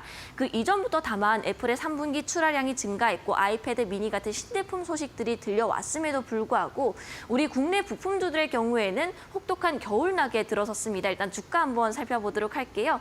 한 달 사이 주가 흐름을 그린 표인데요. 일단 애플이 이렇게 파란 선으로 표시가 되면서 상승세를 보이고 있는 반면 LG 이노텍, BHA, 삼성전기까지 우리 국내 대표적인 애플 부품주들은 하락기를 걷고 있습니다. 최근 한 달간만의 흐름이 아니고 지난 7월 중순부터 지속적으로 우하향 추세에 접어든 상황인데요. 그 원인을 한번 살펴보도록 하겠습니다. 일단 글로벌 경기가 불황이 지속이 되면서 IT 쪽 수요가 좀처럼 회복이 되지 않고 있습니다. 이에 따라서 증권가들은 영업이익 컨센서스를 점점 낮추고 있고 목표 주가도 줄하향하고 있는데요. 이에 따라서 주가도 함께 우하향하고 있는 것으로 보입니다. 이제는 애플의 실적 랠리, 상승 랠리에 이런 종목들이 올라탈 수 있을지 오늘 개장 후의 주가 흐름 지켜보시면 좋겠습니다. 그리고 원전주에 대한 이야기도 간략하게 해보겠습니다. 대통령실이 SMR 4기 건설 계획을 연말에 발표할 것이다 라고 밝혔습니다. 연말 발표될 때 제11차 전력 수급 기본 계획에 반영을 할 것이라고 했는데요. 지난주에 우리 원전 관련된 종목들이 이제 뉴욕 증시의 훈풍을 받아들면서 정말 큰 폭으로 오른 바가 있습니다. 다만 대부분의 종목들이 이렇게 하락으로 금요일장에서 마감을 했는데요. 3, 4거래 연속으로 오르다가 이제 두산 에너빌리티 그리고 우리기술 BHI, 우진엔텍까지 모조리 좀 내리는 모습을 확인할 수 있었습니다. 이 누스케일 파워와 협업 중인 두산 에너빌리티는 현재 3%대 하락세 그리고 그 외에도 여러 가지 원전주들까지 모조리 내린 채로 거래를 마쳤는데요. 이렇게 이제는 우리 국내까지 SMR에 본격적으로 투자를 하겠다라는 소식이 들려온 만큼 원전주들이 이번 주 다시 한번 훈풍을 받아탈 수 있을지 기대를 해보겠습니다. 네, 이렇게 김자림의 사인 전해드렸습니다.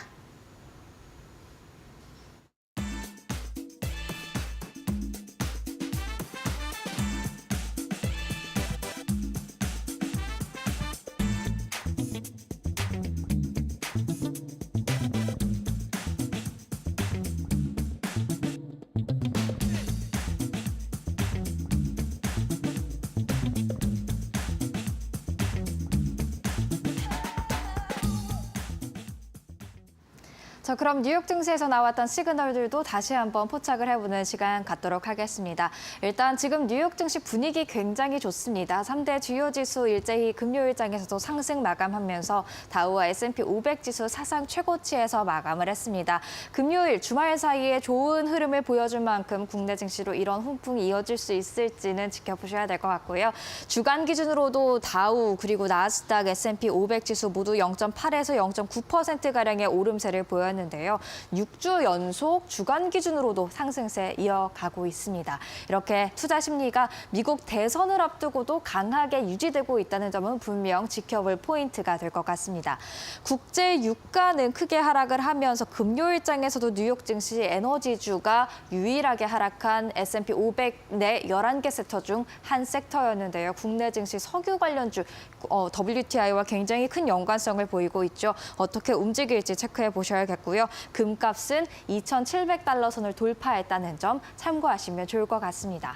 종목별로도 한번 보면요. 빅테크 대체로 긍정적인 흐름을 보였습니다. 애플이 1% 이상 상승했습니다. 아이폰 16이 중국에서 출시 이후 3주 동안 전작 대비 20% 이상 판매량이 급증했다라는 점, 그리고 프로 더 고가 버전의 경우에는 44%로 크게 뛰었다는 점이 애플에 대한 긍정적인 기대감으로 작용하면서 주가 끌어올렸고 사상 최고치 마감했고요. 엔비디아 0.78% 강세를 보였고 테슬라는 소폭 내림세를 보였습니다.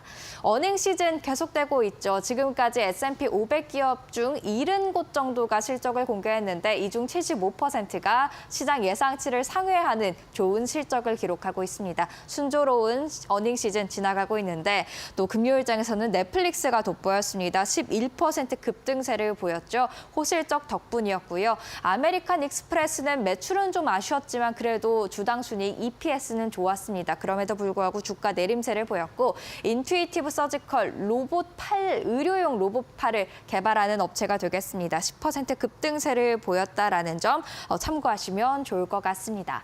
그렇다면 주간 기준으로 어떻게 움직였는지 살펴볼 수 있는 히트맵도 한번 같이 보시죠. 오른 종목들이 초록색, 내린 종목들이 빨간색으로 표시가 되어 있는데요. 애플과 엔비디아 모두 3%대, 2%대 크게 올랐다는 점을 확인할 수가 있겠고요. 에너지주 역시나 국제 유가가 하락하면서 함께 하방 압력을 받았고 또 보험 관련주도 계속해서 하방 압력을 받고 있는데요. 이 보험 관련 부분은 국내로 연결되기보다는 미국 자체의 이슈이기 때문에 연결성은 조금 떨어질 것 같습니다. 다만 지켜보셔야 될 게 지금 반도체 쪽이 되겠습니다. 엔비디아는 주간 기준 좋았지만 반도체 장비 업체들의 경우 계속해서 주간 기준 하방 압력을 받고 있는 모습들 확인할 수가 있는데요. 지금 AI가 없는 반도체는 계속해서 구분해서 좀 접근하실 필요가 있다 말씀드리고 있습니다. 다음 페이지도 함께 보실까요? 지난 주간 히트맵을 통해서도 확인을 해봤지만 금요일장에서도 반도체 장비 업체가 대체적으로 하락을 주도했습니다. 어플라이드 머티리얼즈, 램 리서치, ASML, KLA 모두 다 하락하는 모습이었죠.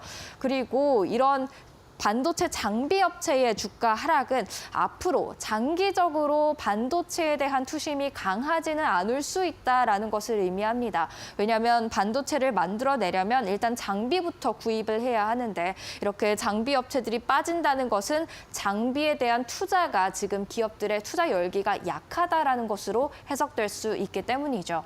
그래서 AI를 빼고 나머지 반도체의 경우에는 좀 부진한 흐름이 이어질 수 있다라는 게 업계의 시선인데요.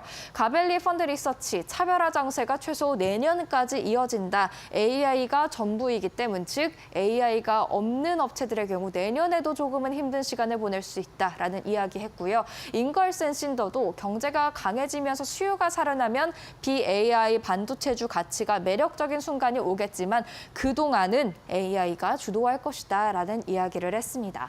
장비업체 실적 그래서 계속해서 지켜봐야겠죠. 왜냐하면 일단 ASML을 통해서 우리가 AI 반도체가 중심이 돼 있다는 것은 확인을 이미 했지만 그럼에도 불구하고 혹시나 다른 곳에서 또 BAI 반도체의 투자 열기를 살려줄 수 있는 이야기가 나올 수 있을지 체크를 해봐야 되기 때문입니다. 램 리서치 이번 주 실적 발표 예고해 있고요. KLA와 어플라이드 머티리얼즈 각각 10월 30일 그리고 11월 14일 날 실적 발표 예고되어 있습니다. 앞으로 반도체주의 흐름 그리고 업계 동향을 파악할 수 있는 중요한 지표로 작용할 수 있는 만큼 체크해 보시는 게 좋을 것 같습니다. 계속해서 다음 이야기로 넘어가 보도록 하겠습니다. 그리고 월요일장에서 이제 주목할 종목 몇 가지 짚어보도록 하겠습니다. 보잉과 사우스웨스트 항공이 대표적일 텐데요. 주말 사이에 모두 소식이 나왔습니다. 일단 보잉은 노사 간에 임금을 4년간 35% 인상하는 안으로 잠정 타결을 본 것 같습니다. 이렇게 되면 파업 종식될 수 있기 때문에 주가의 호재로 작용할 수 있는데요. 아직 마무리 단계는 아니고요. 노사 간에 투표가 진행이 돼야 합니다. 이 투표는 현지 시간 기준 수요일에 열릴 예정이라고 합니다. 주가 월요일장에서 어떻게 움직일지는 살펴보셔야 될 것 같고요. 사우스웨스트 항공도 금요일장에서 이미 3%가량 올랐지만 주말 사이 블룸버그가 엘리엇과 사우스웨스트 경영권 싸움을 피하기 위한 협의안을 논의 중이다라는 이야기를 전했습니다. 최근 엘리엇 행동주의 투자자가 굉장히 사우스웨스트의 CEO 교체를 비롯한 굉장히 큰 압박을 가했었는데 과연 이런 협의안이 어떻게 나올지도 지켜봐야 되겠고요. 또 주가에는 어떤 영향을 줄지도 살펴보셔야 될 것 같습니다. 어닝 시즌도 이어지고 있죠. 이에 따라서 주목해볼 만한 종목들 몇 가지 꼽아봤습니다. 제너럴 모터스 현지 시간 22일에 실적을 공개하게 됩니다. 자율주행 관련된 부분 어떤 이야기가 나올지 특히 주목이 되고요. 코카콜라, 보잉, 테슬라 모두 현지 시간 기준 23일 날 실적을 공개합니다. 테슬라 판매 전망과 마진 회복 방안이 나와야 할 것으로 예상됩니다. 또 UPS도 24일 화물 운송 침체기가 끝날지 이 화물 운송 관련돼서는 글로벌 경기 동향을 알 수 있기 때문에 중요한 지표로도 작용할 수 있는 만큼 체크를 해보셔야 될 것 같습니다. 마지막으로 일정 한번 정리를 해보도록 하죠. 일단 월요일 날 9월 컨퍼런스 보드의 경기 선행 지수 나와 있고요. 또 2명의 연은 총재 연설도 예정돼 있습니다. 22일 화요일에는 필라델피아 연은 총재의 연설과 함께 제너럴 모터스를 비롯한 기타 많은 기업들의 실적 발표가 예정돼 있고요. 23일을 주목해 보셔야겠죠. 물론 연방준비제도의 베이지북, 경기 동향을 알 수 있는 그런 지표 또 나오고요. 테슬라가 이날 실적을 공개합니다. 전후로 테슬라의 주가 움직임 있을 수 있다는 점, 그렇게 되면 국내 2차 전지주도 함께 움직일 수가 있겠죠. 체크해 보셔야겠습니다. 목요일과 금요일도 굵직한 일정들 예정이 되어 있습니다. 목요일 한번 같이 보실까요? 목요일 일정입니다. 주간 실업보험 청구 건수 빨간색으로 쳐놨는데요. 지금 어닝 시즌이다 보니까 고용과 인플레에 대한 열기가 살짝 식은 것 같지만 연준은 계속해서 이 두 가지 주목하고 있습니다. 고용 건수 챙겨보셔야겠고요. 아마존 그리고 UPS 이날 실적 공개합니다. 마지막 날에는 9월 내구재 수주와 10월 미시간대 소비자 태도 지수를 통해서 미국의 경기에 대한 흐름도 파악할 수 있다는 점 챙겨보시길 바라겠습니다. 이렇게 이번 한 주를 앞서서 뉴욕 증시에 대한 시그널들 포착해봤습니다.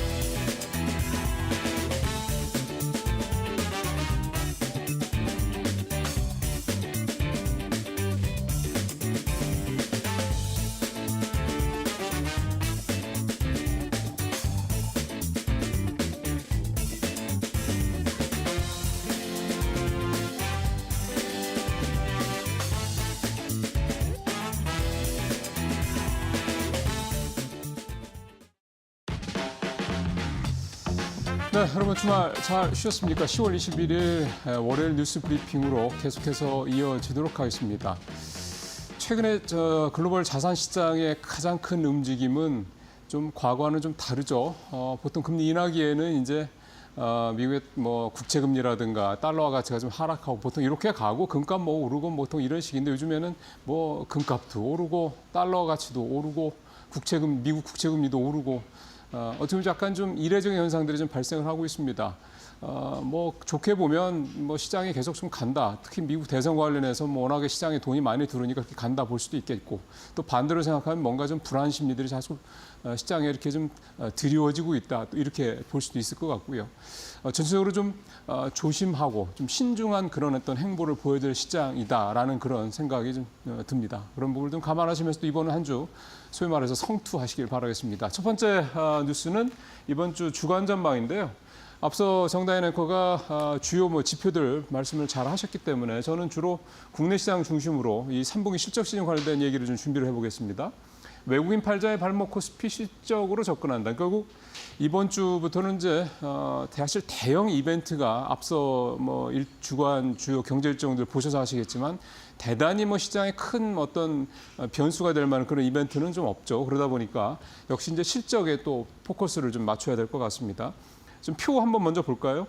3분기 실적에 대한 어떤 기대치는 이미 많이 좀 낮춰져 있는 특히 우리나라 시장은 그런 상황입니다. 보면은 반도체 관련된 이 장비, 반도체 쪽 이쪽은 3분기 영업이 추정치가 상당히 좀 많이 표에서 보시는 것처럼 떨어져 있고요. 조선 쪽도 좀 9% 넘게 실적 전망치가 좀 낮춰진 상황이고 제일 오른쪽에 제약 쪽, 바이오 쪽도 마이너스 5% 정도 이렇게 떨어져 있는 그런 상황인데 3분기 실적 시즌 때 조금 그래도 좀 기대를 해볼 만한 분야는 역시 이제 중동 리스크 때문에 해상 운임이 좀 다시 좀 반등하는 모습이 나타나기 때문에 해상 운수 쪽, 그다음에 관련돼서 운송 인프라 쪽, 그다음에 상업 서비스, 복합 산업 이렇게 그나마 좀 실적이 좀 늘어날 것으로 예상되는 업종들 이렇게 좀 보여지고 있습니다. 지난주 한주 동안 보더라도 외국인은 1조 원 넘게 계속 팔았고요. 개인은 사고, 다행히 지난주 같은 경우는 기관도 좀 이 순매수 쪽으로 좀 돌아서는 모습이어서 일단은 수급 주체별로는 두 주체, 개인과 기관이 일단 사고 있다는 게 그나마 전체적으로 수급 상황에 아주 부담스럽지 않은 그런 부분들이 좀 나타났다고 봐야 되겠고, 지난주 나타났던 현상 가운데 하나는 TSMC 실적이 갖고 있는 두 가지 함의가 좀 있다고 봐야 되는 건데, 하나는 TSMC 실적이 이제 예상했던 것 이상으로 어닝 서프라이즈를 기록하면서 국내 반도체주들이 오히려 그동안 올랐다가 소위 말해서 이제 소문에 사고 뉴스에 팔라는 식으로 주가가 좀 바로 빠지는 그런 모습이 나타났다. 반면에 TSMC 실적을 통해서 AI 고점론은 이제 완전히 좀 어느 정도 잠재워지고 있다. 이렇게 좀 두 가지 해석을 좀 나올 수가 있었다 볼 수가 있겠습니다.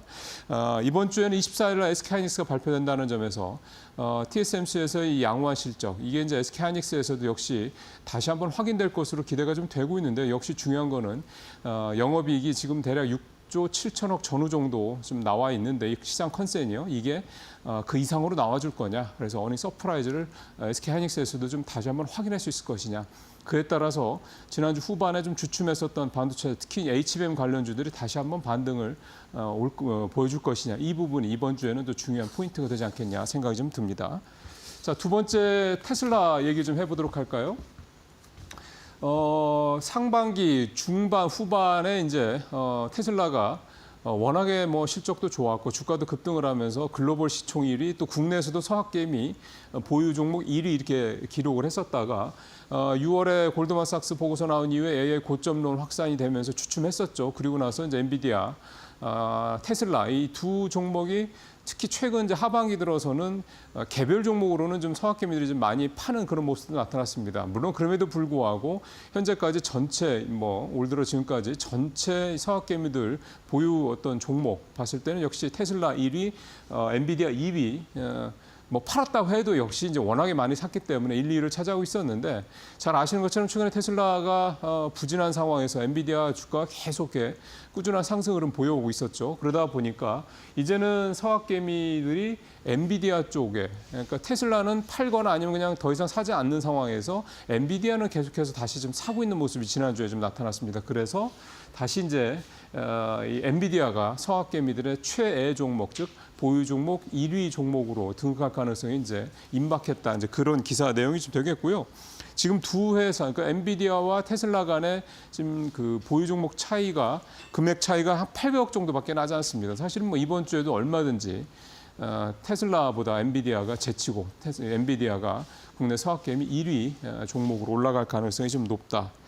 역시 이제 앞서도 잠깐 말씀드린 것처럼 TSMC 실적의 이 어닝 서프라이즈를 계기로 해서 AI와 관련돼서 기대감이 계속 나타나고 있다는 점, 특히 엔비디아의 블랙에 이제 4분기에 출시될 예정인데 이거에 대한 수요가 굉장히 폭발적이다라는 이런 얘기들이 실제 TSMC 실적에서도 확인이 됐기 때문에 이런 부분들이 지금 엔비디아가 다시 국내 서학개미들의 최애 종목으로 올라가는데 시간 문제가 되고 있는 상황이 됐다. 이렇게 해석을 해볼 수가 있겠습니다.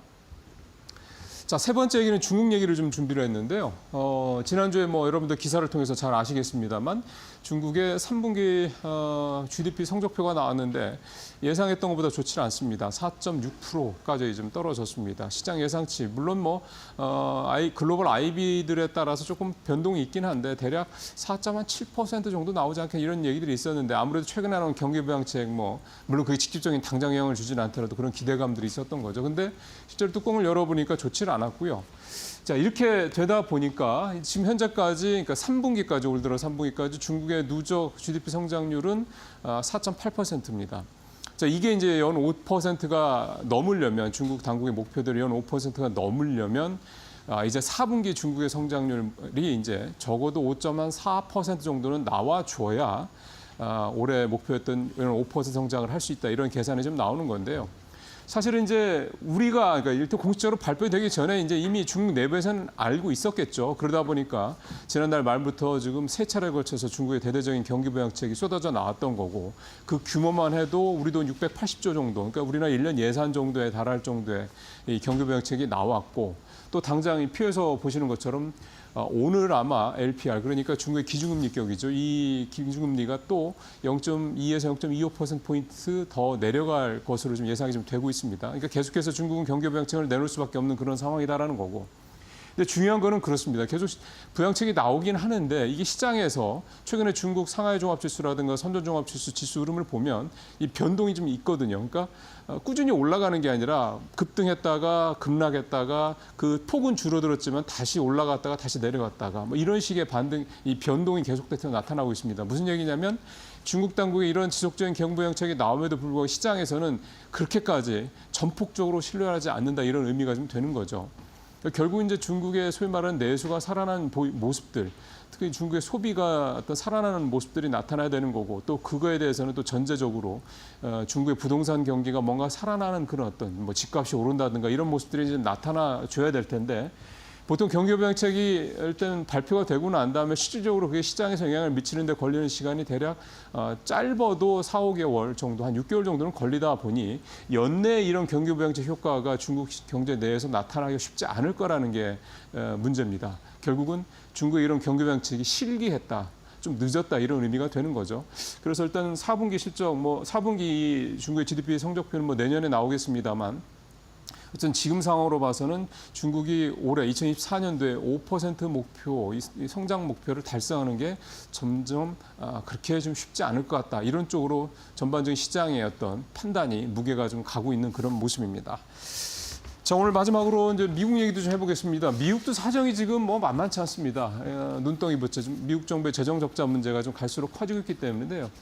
블룸버그가 미국 재무부의 보고서를 분석을 해봤는데 지난 회계년도입니다. 미국의 정부의 2024 회계년도 총 이자 지급한 걸 보니까 8,820억 달러나 됐습니다. 이게 우리 돈으로 따지면 1,200조 정도 되니까 우리나라 1년 예산 거의 2배 가까운 정도의 엄청난 돈이죠. 하루 평균 3조 원 정도씩 미국의 정부 이자 빚 갚는 데 썼다 이제 이런 얘기가 좀 되는 거고요. 이게 2년 전에 비해서는 2배 가까이 증가를 했다.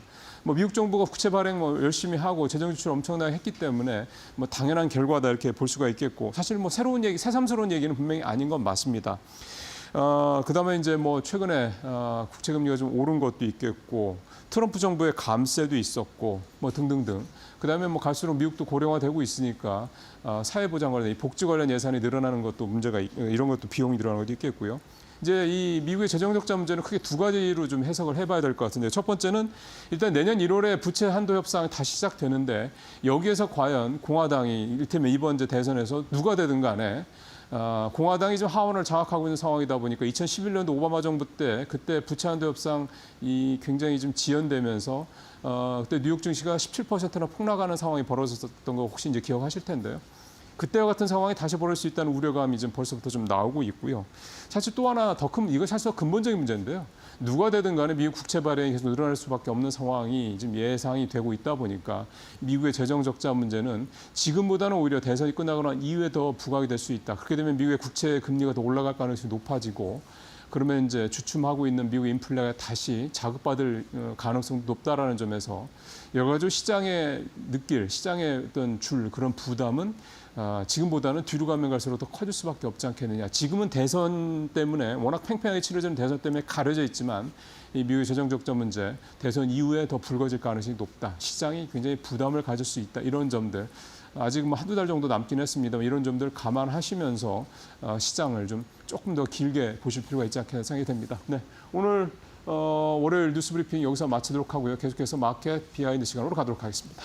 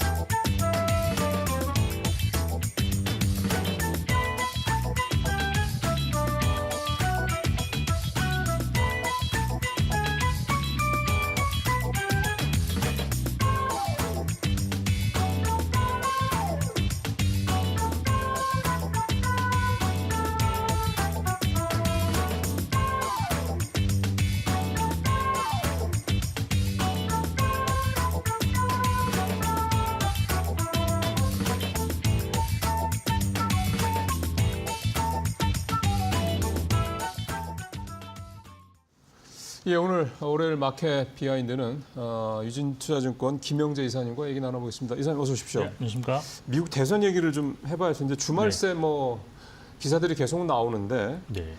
뭐 좀 무슨 이제 그 조작 얘기도 살짝 좀 나오고 하여간 좀 되게 복잡해지고 있습니다. 사실 이제 이 얘기는 결국 뒤집어놓고 얘기하면 굉장히 지금 네. 두 후보 간의 이 지지율 이게 굉장히 팽팽하다. 누가 이길지 현재로서는 도저히 알 수 없다. 이렇게 얘기가 된다는 건데 지금 일단 주말 사이까지 대선 진행 상황 어떻게 보고 계셨습니까? 근데 사실 뭐 언론의 어떤 그 분위기라든지 그 흐름을 쫓을 수밖에 없는 상황인데요. 그렇죠. 네. 네. 지금 10월 이후에 그 트럼프 공화당의 그 후보가 당선 확률이 높아지고 있다는 언론 보도가 꾸준하게 나오고 맞습니다. 있습니다. 네. 여기 이제 가장 대표적으로 언급되는 게 이제 미래 예측 사이트 폴리마켓이라는 그 사이트인데, 네. 뭐 요것이 이제 10월 4일까지는 해리스가 좀 앞선 걸로 나타나 있었는데 그 이후부터는 이제 격차를 벌리면서 네. 한때는 뭐 60%가 넘게 트럼프 당선 확률이 올라갔지만 지금 약간 60% 언저리 요 정도가 트럼프 당선 확률이고 해리스 후보는 한 40%로 나타나 있습니다. 근데 이제 주말 사이에 또 새롭게 나타난 것은 이제 그런 사이트가 그렇게 해리스가 낮아지는 거는 뭐 이렇게 계속 나왔는데 전체 투표층을 대상으로 한 여론조사에서도 트럼프가 좀 앞서는 것 같다라는 것이 이제 폭스 뉴스를 시작으로 좀 나타나고 있는데 예. 지금까지 사실 경합주에서만 트럼프 후보가 좀 앞선다라고 저희가 알고 있었지만 이제는 뭐 전국적인 표심도 트럼프가 좀 앞서는 것이 나타나고 있지 않나라고 보고 있습니다. 이러한 당선 확률의 변화는 사실 주식시장에서도 좀 반영이 금방금방 되는 중인데 그렇죠. 아시다시피 그 트럼프 미디어라는 주식이 있었는데 이게 이제 9월 20일 날 한 달 전만 해도 거의 한 13달러 중반밖에 되지 않았었는데 지난주 금요일에는 29.58달러, 거의 30달러까지 거의 2배 반 정도 상승을 했고요. 예. 또한 이게 트럼프가 좀 우호적으로 보고 있다고 알려진 비트코인 같은 경우도 지금 당선 확률이 높아지면서 상승 곡선을 지금 꾸준하게 지니고 있다라고 보시면 될 것 같습니다. 국내 증시에서도 사실 트럼프 수혜 업종이라고 알려진 금융, 조선, 방산 업종이 지난주에도 강세를 보였고 맞아요. 예. 피해 업종이라는 2차 전지, 그다음에 자동차도 의외로 상당히 약세를 보이는 것도 지금 현실입니다.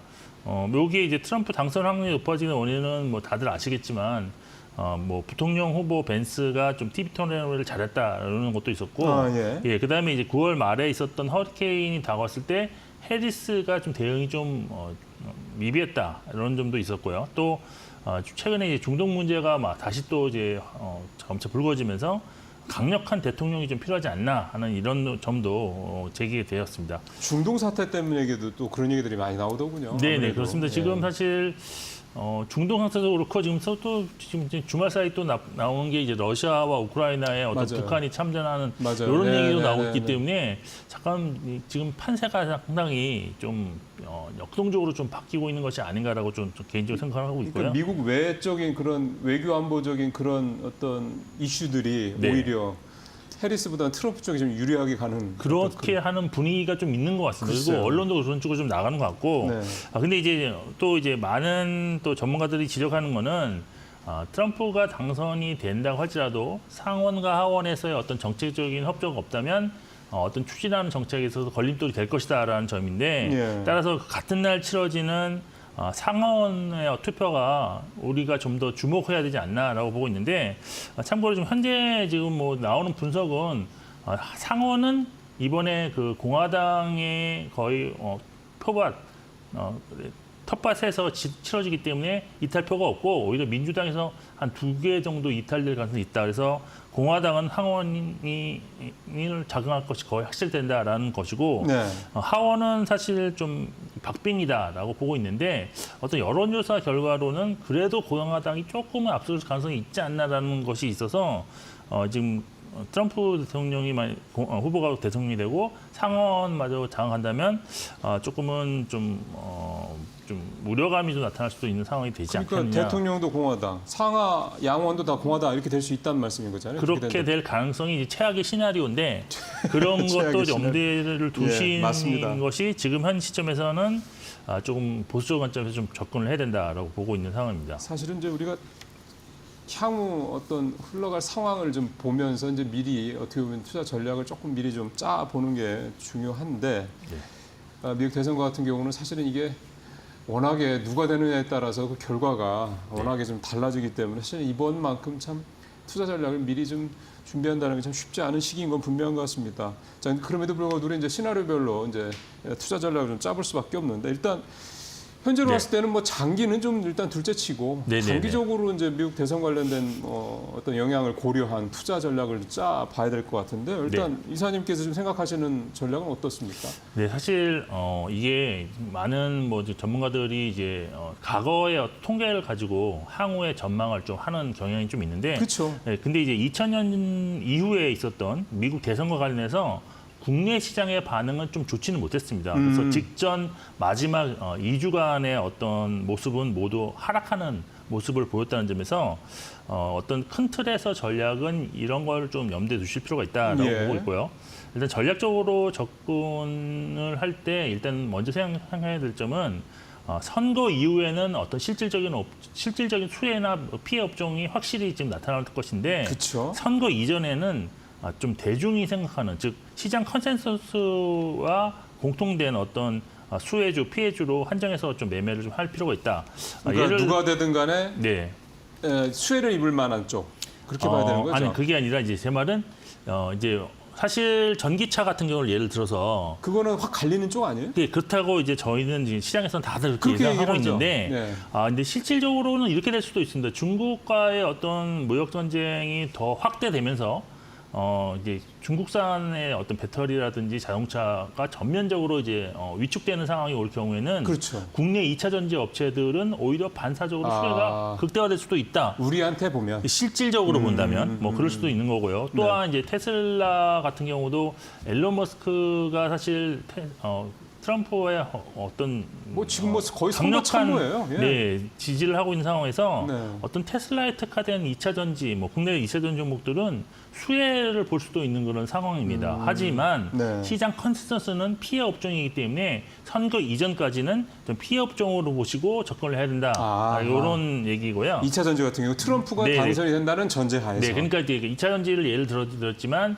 어떤 업종인 간에 지금 시장 컨센서스가 실질적으로 수혜가 있건 없건 간에 좀 컨센서스를 따르시는 전략이 좀 필요하다. 대선 전에는. 네, 말씀드리고 있고, 예. 그리고 이제 선거 결과를 사실 솔직히 알 수 없는 이런 현 시점에서는 그렇지만 이제 아까 앵커님 말씀하신 것처럼 특정 업종보다는 선거에서 확실하게 수익을 가져들 수 있는 자산군으로의 어떤 예측은 요걸 예측하면서 전략을 좀 짤 수는 있다. 그래서 지금 이제 선거 이전에 달러 강세가 지금 나타날 것으로 그쵸. 일단 보고 있는 상황이고, 네. 또 미국 증시 선호 현상이 좀 강화되면서 미국 증시의 좀 상대적 강세를 좀 예상하고 있는 그런 상황입니다. 네. 그리고 이제 과거 이제 트럼프가 이제 집권했던 그 집권했을 당시에 좀 긴축 정책에 대해서는 좀 거부감이 있는 모습을 많이 보였습니다. 그래서 트럼프 당선 시에는 금리 인하의 어떤 속도가 좀 더 강조되지 않을까라고 생각할 수 있기 때문에 즉 내년 주식시장 전망도 크게 변하지는 않을 것이라는 장기적인 관점을 좀 가지실 필요는 있다라고 보십니다. 그리고 이제 단기적으로 또 생각해 볼 거는 사실 트럼프가 추구하는 정책들이 수출 산업 위주인 국내 기업들에게는 약간 부정적인 요인들이 이제 많이 좀 있기 때문에 네. 트럼프 당선 확률이 지속적으로 지금 남아 있는 기간 동안 상승한다면 단기적으로 주식 비중 축소론이 거의 대세가 될 것으로 볼 수가 있겠습니다. 예.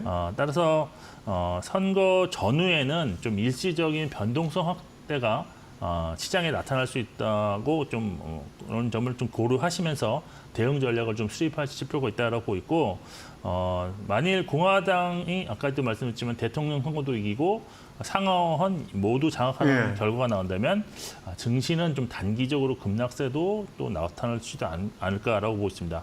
그리고 이제 장기적인 관점에서는 역발상 전략도 분명 고려는 하실 필요가 있는데, 예를 들어서 에너지 같은 경우는 실제로는 트럼프는 이제 전통적인 화석연료 쪽을 연료를 좋아하죠. 좋아하고, 해리스는 신재생 에너지를 뭐 선호한다 이렇게 알고 있지만, 과거에 트럼프가 집권했을 때 오히려 그 에너지 전통적인 산업 에너지의 수익률이 좀 부진했다는 점이 좀 얘기가 좀 거론되고 있습니다. 그리고 지금 현재 그 바이든 행정 막바지인 현재 시점에서는 오히려 뭐 천연가스 관련주들이 신고가를 경신하고 있던 점도 참고를 해볼 수 있어서 장기적인 관점에서는 지금 현재 거론되고 있는 이런 수혜주 피해주의 예. 관점이 크게 뭐 영향을 받지 않을 가능성도 있다는 점 참고하시면 좋을 것 같습니다.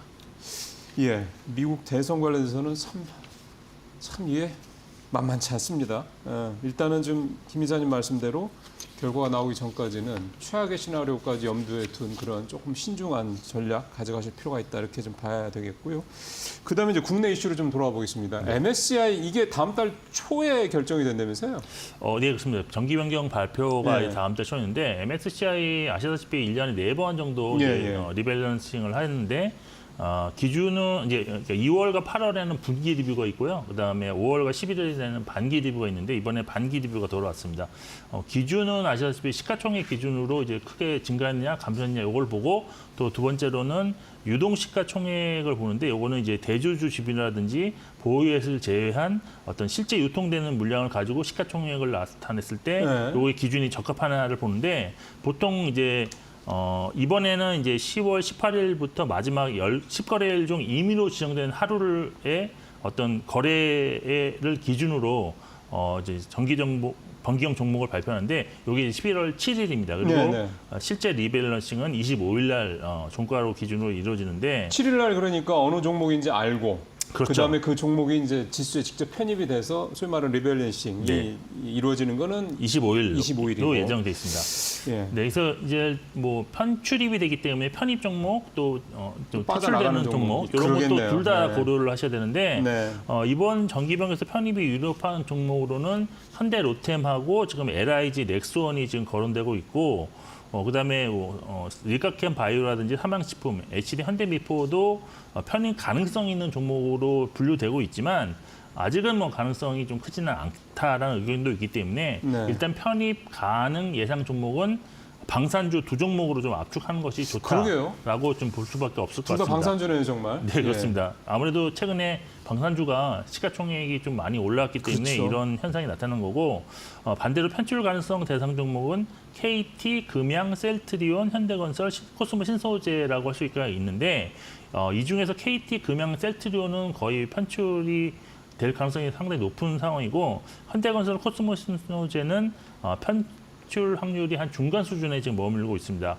그래서 편출도 신경 쓰지만 일단은 편입 종목에 좀 더 그렇죠. 신경을 쓰시는 전략이 지금까지는 좀 맞는 전략이었는데 이거와 관련한 전략으로는 일단 현재 시점에서는 편출력 관련한 불확실성이 존재하기 때문에 이제 어떤 정기 변경 종목이 발표되기 이전에는 좀 확률이 높은 종목의 매수를 좀 시작하는 그런 좀 약간은 가벼운 마음으로 좀 접근이 좀 필요하지 않겠느냐고 보고 있고요. 그러니까 유력 종목 미리 사는 게 좋다 이거죠? 그렇죠. 이제 네. 보통은 이제 관심권에서 항상 그런 거가 재료가 붙어지면서 상승하는 종목일 경우에는 추가적인 상승에 항상 그 재료의 어떤 배경이 되는 경우가 좀 많았습니다. 예. 그리고 이제 실제 이제 발표 이후에는 선침해가 또 나타나는 경향이 있어서 주가는 좀 상승하는 그런 경향이 높습니다. 그리고 네.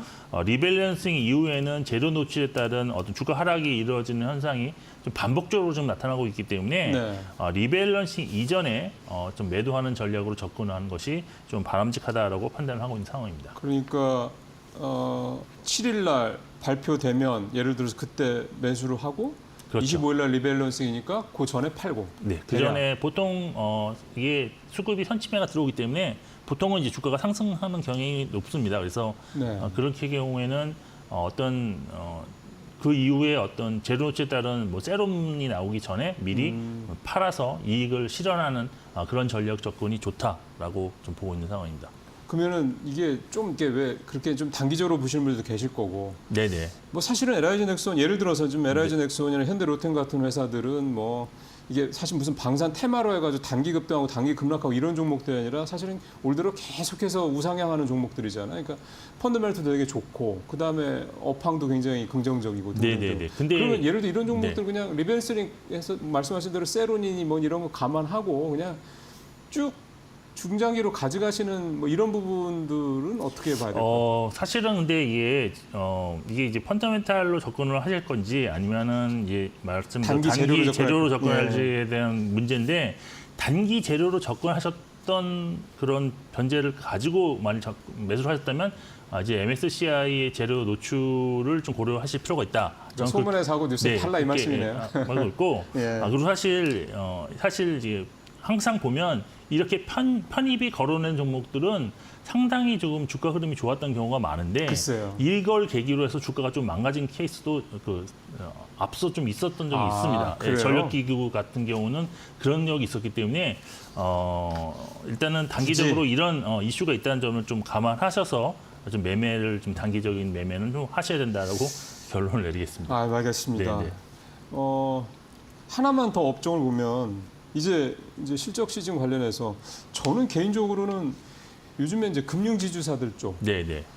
여기가 뭐 실적도 굉장히 괜찮을 것 같고 왜냐면 안 좋을 수가 없죠. 뭐 예대 마진 확 벌어진 상황이니까 뭐 그런 상황이고 그다음에 밸류업 관련 주주환원 정책도 적극적으로 펼칠 거라는 거 이미 예고가 된 상태고 요즘에 금융주만큼 좀 편하게 투자할 수 있을 만한 업종이 별로 없는 것 같습니다. 국내에서는. 네, 그렇습니다. 사실 금융주가 최근에 이제 오른 거는 좀 외부적인 영향도 좀 많이 있었다라고 저는 개인적으로 보고 있는데 어떤 거예요? 외부적인 거는? 이제 내부적으로는 사실 실적 양호하다 이런 정도는 알고 있는데 근데 이제 외부적인 요인으로는 뭐 크게 뭐 두 가지 정도를 짚을 수가 있겠습니다. 첫째로는 미리 실적을 발표한 미국 은행주들이 비이자 수익이 좋아지면서 그쵸, 상당히 좋았고 또 주가도 올랐다 예. 이런 점이 있었고 또 하나는 미국 경기 관련 지표가 좀 호전되는 모습이 나타나면서 어떤 연착륙 기대감이 좀 확대되었다. 그렇기 때문에 금리 인하 속도가 둔화되면서 지금 벌어져 있는 예대차 마진이 조금 더 유지될 수 있다라는 그런 게 있었고 뭐 일부 국내 은행에서는 밸류업 기대감도 또 다시 나타난 게 있습니다. 근데 제가 볼 때는 은행업 같은 경우는 사실 그래도 금리 인하기에 진입한 상태이기 때문에 이자 이익 비중이 높은 은행주의 경우에는 궁극적으로는 조금 피해를 볼 수밖에 없다라는 점은 항상 염두에 두실 필요가 있다라고 역시 보시고 이제 금리나 여파 있다. 예. 그래서 투자 전략은 좀 비이자 이익 부분의 비중이 좀 높아지는 은행을 좀 유심히 좀 보실 필요가 있다고 보고 있고 예. 또 순이자 마진이 금리에 좀 더 민감하지 않은 은행을 좀 더 관심 갖는 전략이 좀 필요하지 않을까라고 어디가 그래요? 보고 있습니다. 사실 이게 은행은 뭐 여러 가지 종목들에 대해서 채권호주를 볼 수 있는데 KB금융이 최근에 이제 주가 상승에도 나타났지만 지금 3분기 실적 같은 경우도 상대적으로 더 훨씬 더 양호한 것으로 보고 있는데 그게 이제 비이자 이익 부분에서 다른 시중은행에 비해 상대적으로 비중이 좀 커지는 그런 모습이 나타나고 있습니다. 예. 아무래도 이제 자회사인 보험 부분에서의 어떤 성과가 참 좋았다고 보여지고 또 채권 평가 이익도 여기에 좀 해당된다라고 보고 있는데 그래서 KB 같은 경우는 또 이제 보실 것이 밸류업과 관련해서 사실 지난번 밸류업 지수 구성에는 제외가 되었는데 아무래도 주주 환원 정책을 따로 이렇게 공시하지 않았기 때문이라고 좀 보고 있습니다. 그래서 이번에 실적 발표와 동시에 이제 좀 강화된 주주 환원 정책을 발표할 예정인데 여기서 이제 상당히 좀 적극적인 자본 정책이 나올 것으로 예상하는 그런 분위기입니다. 근데 이제 투자 전략은 지금 그럼 바로 지금 사야 되냐 이런 건 아니고요. 사실 저는 보유자의 영역에 좀 진입한 것이 아닌가라고 있는데 아마 3분기 실적 발표와 밸류업 관련한 기대감이 이제 현실화된다면 좀 단기 조정 가능성도 있기 때문에 지금 이제 보유하는 전략이 기본이지만 10만 원과 11만 원 정도 사이에서는 어떤 조금 비중을 축소하는 전략도 좀 고려하실 필요가 있다라고 개인적으로 판단을 하고 있는 상황입니다. 지난주에 98,500원 거의 뭐 10만 원 근처까지 가서 좀 마감이 된 상태이긴 한데 최선 호주는 KB 금융 이렇게 보시고 계시다. 시간이 한 30초 정도 남았는데 이번 주 뭐 간단하게 이사님 어떻게 좀 전략 짜시겠습니까? 이번 주는 사실 실적 발표가 좀 본격화되는 시즌으로 진입했는데 SK 하이닉스 실적이 국내 증시 영향에 가장 민감하게 좀 반응이 줄 것으로 보고 있어서 좀 주목하실 필요 있고 아무래도 실적과 관련해서 양호한 실적이 예상되는 종목 그리고 미국 대선과 관련해서 트럼프 트레이드가 속한 종목을 매매하는 것이 조금은 편한 그런 매매 전략이 되지 않을까라고 개인적으로 판단하고 있습니다. 알겠습니다. 트럼프 관련주 그다음에 실적 좋은 종목들 뭐 당연한 말씀입니다. 이런 쪽 안전하게 좀 갔으면 좋은 그런 한 주가 되겠다. 이렇게 좀 이해를 좀 하겠습니다. 이사님 오늘 말씀 잘 들었습니다. 고맙습니다. 예, 마켓 비하인드 여기서 마치고요. 계속해서 마켓나우 관련돼서 이제 이데일리 온 시간 이재 기자의 이데일리 온 시간으로 넘어가도록 하겠습니다.